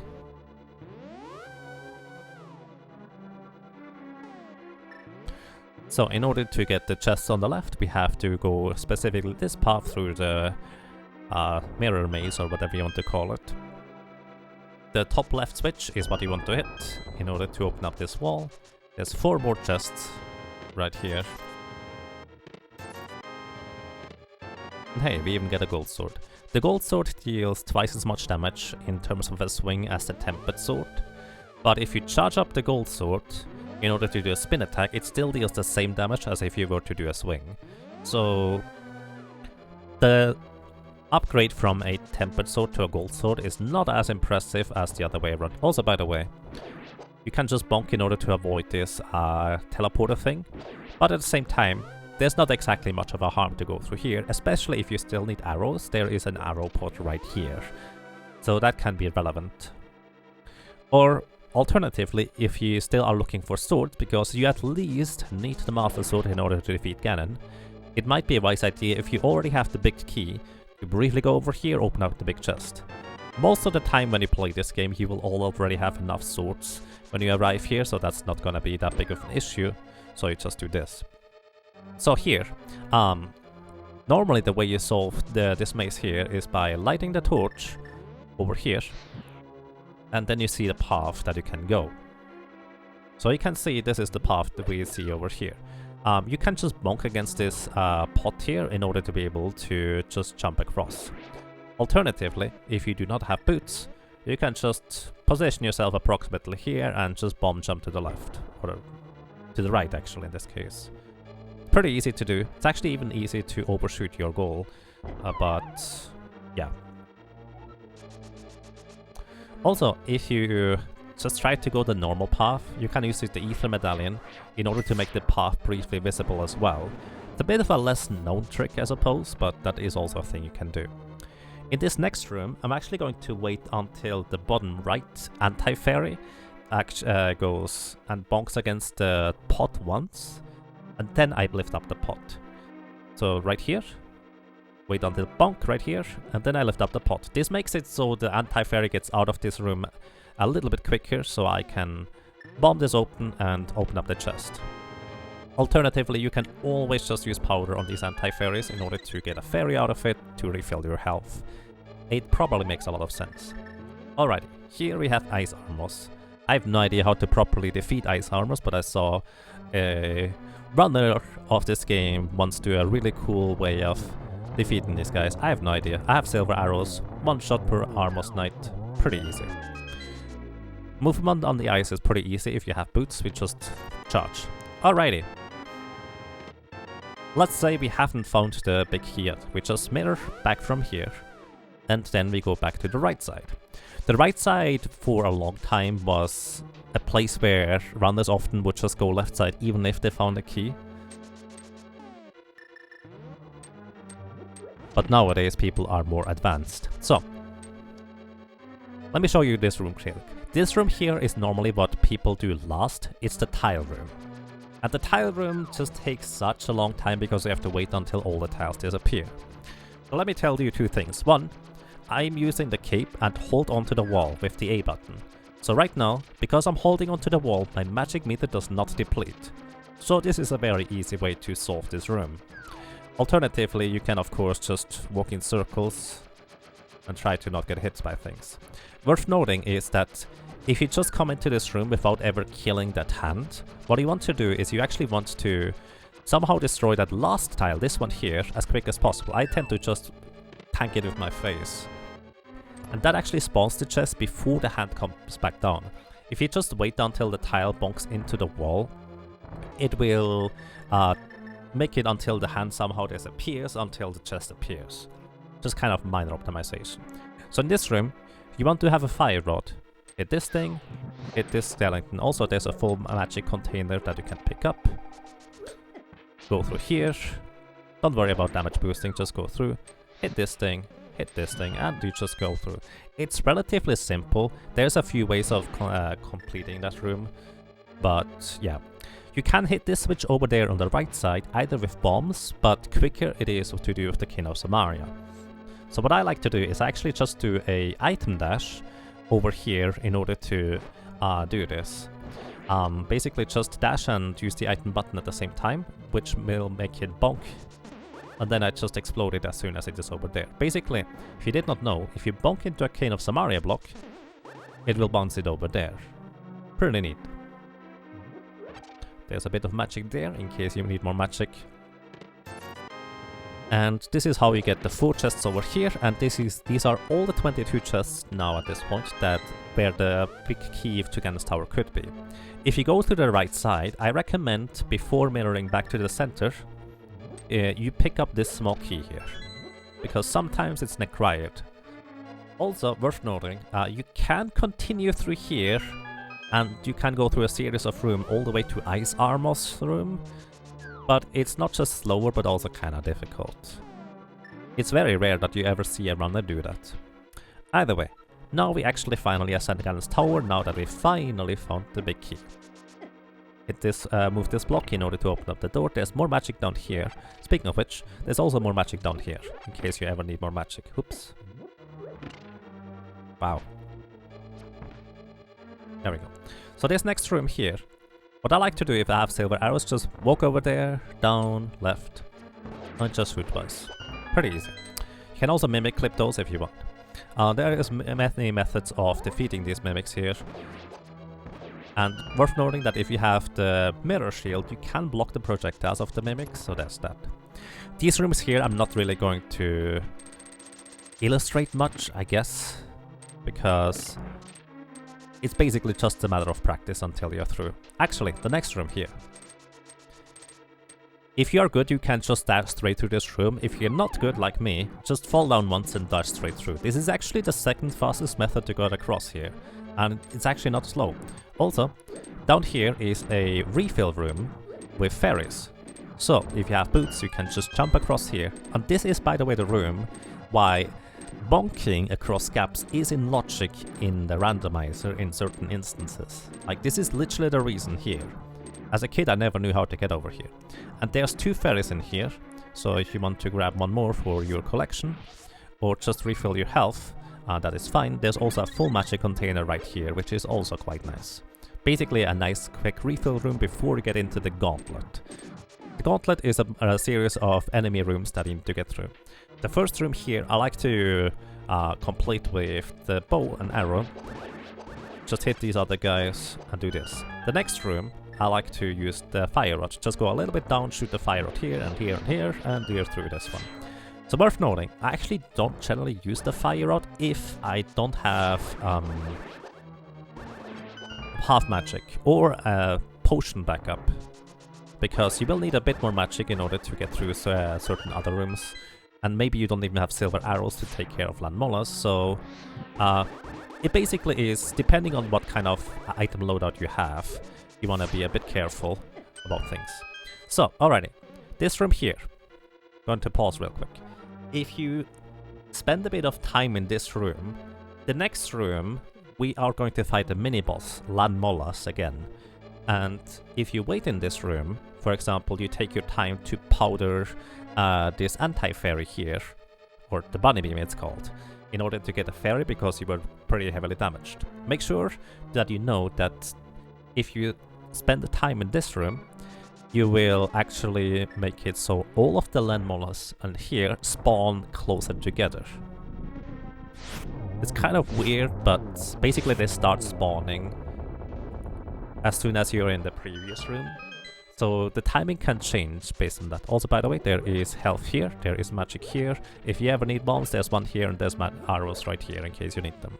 For this next room, we want to have a King of Samaria, because those Wizrobe enemies, they have 1 health. Does not matter how much damage we deal, we just need to hit them.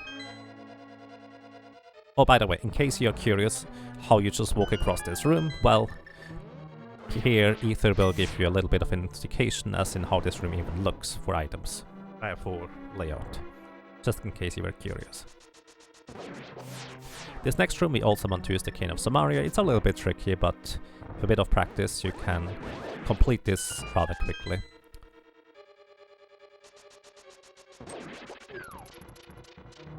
So this next room here, if you have enough magic, it's gonna be a thing of experience.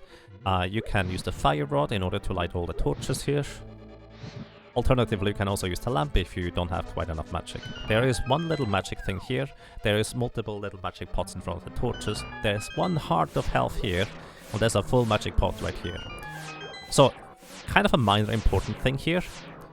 You do not want to enter this staircase at the exact same frame that the torches go out in the previous room, because that will make it so everything despawns in the Ganon's tower. Generally speaking, it's an incredibly unlikely event to happen, but just in case you don't see any enemies anywhere anymore, you will have to mirror back out in order to restart the tower. Unlikely to happen, don't worry about it for the most part. So, light the 4 torches here.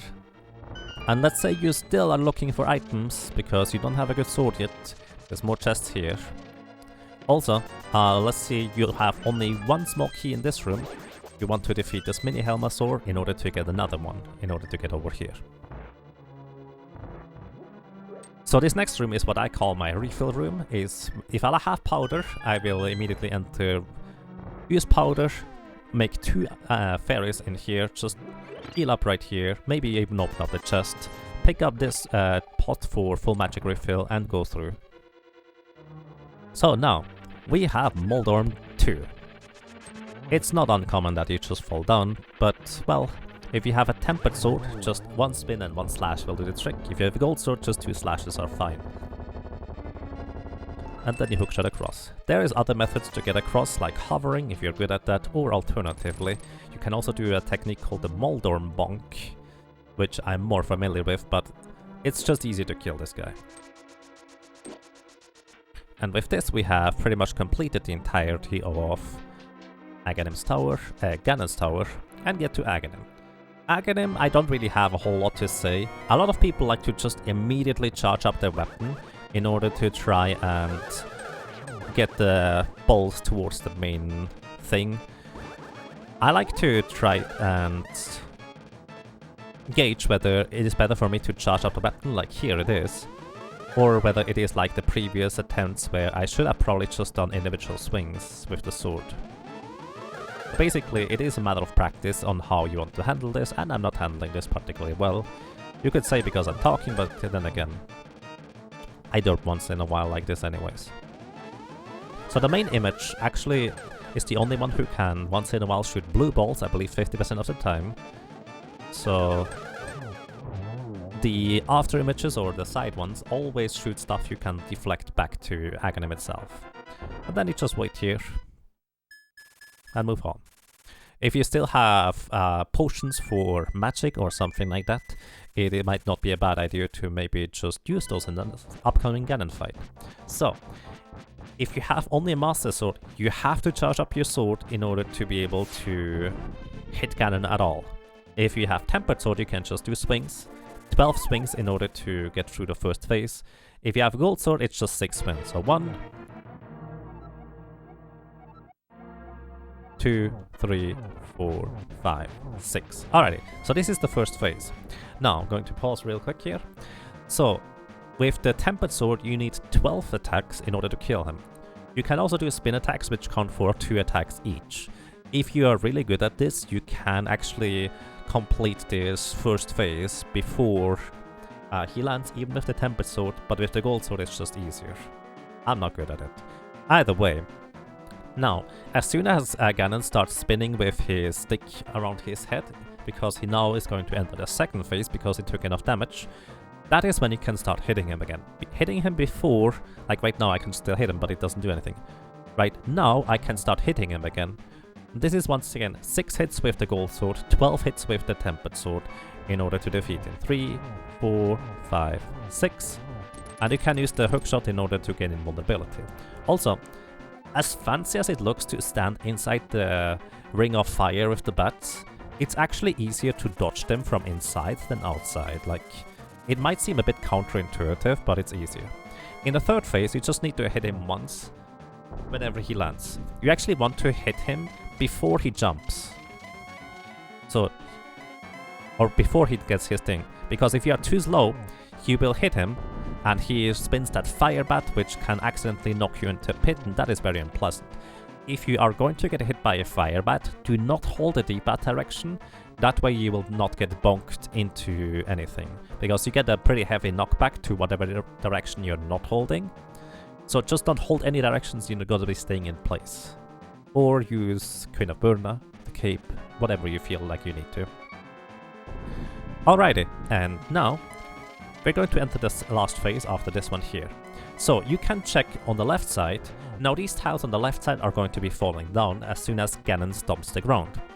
As soon as the last tile is about to disappear, the bottom left torch will go out. What you want to do is you want to light that bottom left torch before the bottom right torch goes out. And this is what we call the torch glitch. You can do this either with the fire rod, but it's easy to do with the lantern. So what you want to do is you can also hit him right here in order to like shoot him with the silver arrow once again, but I'm just going to focus on the torch. So on the left side, I dodged this first fire bat here, and now I'm going to spam the torch, and boom, we have the torch glitch. What this does for us, he will only ever now extinguish one torch, the bottom right torch will always stay lit. Much easier to handle this, plus because you always get to see where he is. So his pattern is pretty simple. He shoots a fire bat, teleports. Shoots a fire bat, shoots a fire bat, teleports. Shoot a fire bat, teleport. So what you need to do is, you need to light both the torches in order to be able to make him hittable. Right now I literally can't hit him, it's impossible until both torches are lit. So what we want to do, if we have silver arrows, we light a torch, we hit him, preferably before he shoots a fire bat. Switch over to the silver arrows and we can shoot him up to 2 times in certain positions. If you bonk him against the abyss, as in the black spots, or against a torch, you will only be able to land 1 arrow, but you can land up to 3 silver arrows at the same time. It's a little bit of practice, not too bad. If you do not have silver arrows, what you need to do is you want to do spins against him. So, if you see him here, he very briefly, after he shoots the fire bats, just before he teleports, he holds his hands in the air. Can I see it? There it was. I was a bit low. Like, let's see. So here, he's about to teleport to a place, but he's going to hold his hands in the air, right there. If you manage to swing exactly like then, you will actually be able to damage Ganon without having silver arrows. Other than that, if you just turn him blue, this doesn't deal any damage by itself. It's just gonna make him stand there. So the way you do this is you light a torch, then you start up a spin, and release the spin just around this. This will actually deal damage. You need a total of 12 spins with the Tempered Sword or the Gold Sword, or you need 24 spins with the Master Sword in order to defeat him this way. Each silver arrow accounts for, I think, 3 spins, so there's that. Basically trying to defeat him with spins is really not difficult, you just need to get it into a rhythm and figure out how it works. Also, you actually want to light the torch just as he lands in a specific spot, because then you can do something like this. Light it right here, he just landed, start up a spin and I can hit him once, twice and 3 times. Generally speaking, when I was starting this game I was just hitting him 2 times with spins and, well, that was just fine. And that's kind of the entirety of Zelda: A Link to the Past Randomizer.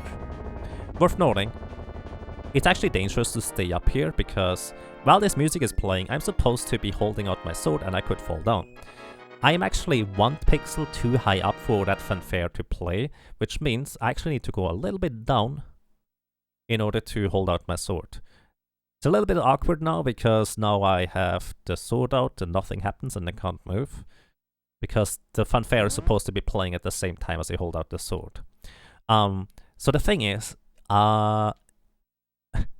there were numerous racers where they were just getting as close as possible to the exit here in order to dash in as quick as possible.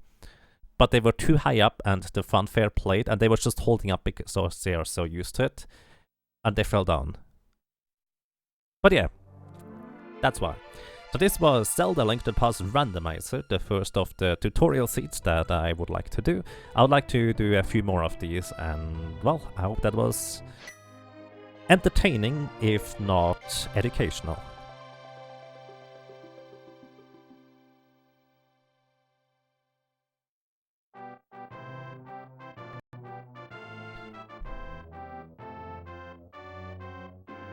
Oh dear, that took a while.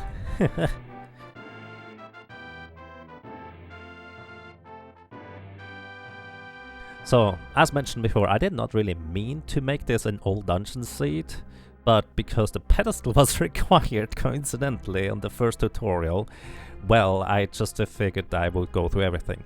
Or, well, most of the things. I have not quite explained everything. Like, it is implied that you have some knowledge of the base game, like creating a cane of burner blocks in order to hold down switches and stuff like that. Also, there is various other strategies that are based on your items and equipment set that you can do or well cannot do depending on what we have or don't have. So I've tried to illustrate the most important parts overall, but yeah. I hope that was quite useful. And in the end, you just earn your credits.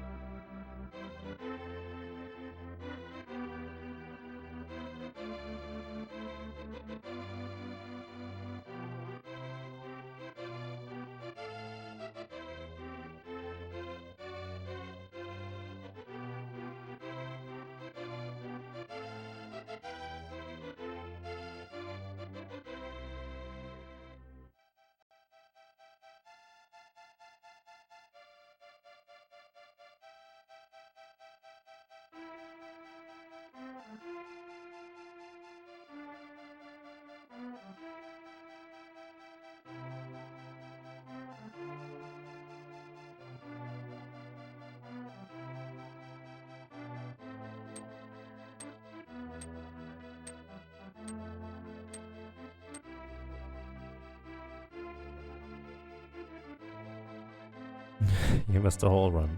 Don't worry, I'm going to highlight this. I will probably also export this to YouTube. So, is there anything I can do better for anybody who might be live here? Is there something that you feel like I should explain differently or you would like to see in a seed? One way or another, or something I may have explained but not well enough? Is there anything you were still confused about?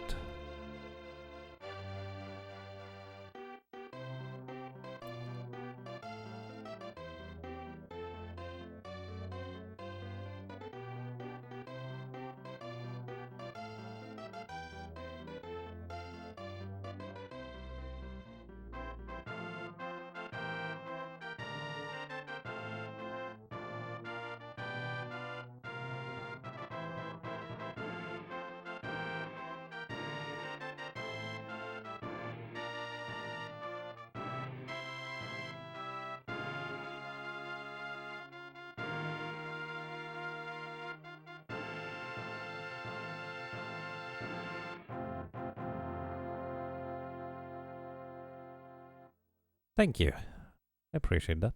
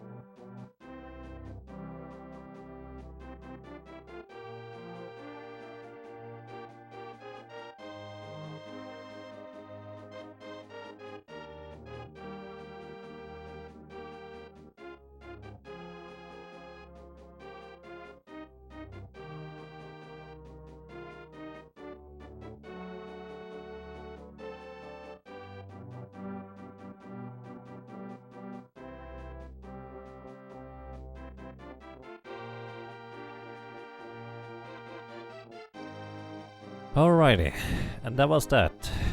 A bit over 3 hours. Pretty reasonable. So everybody, thank you so much for watching, for listening and for lurking. I hope you enjoyed your stay. I hope you enjoyed being around here, and well, hopefully until next time. Take care and good night.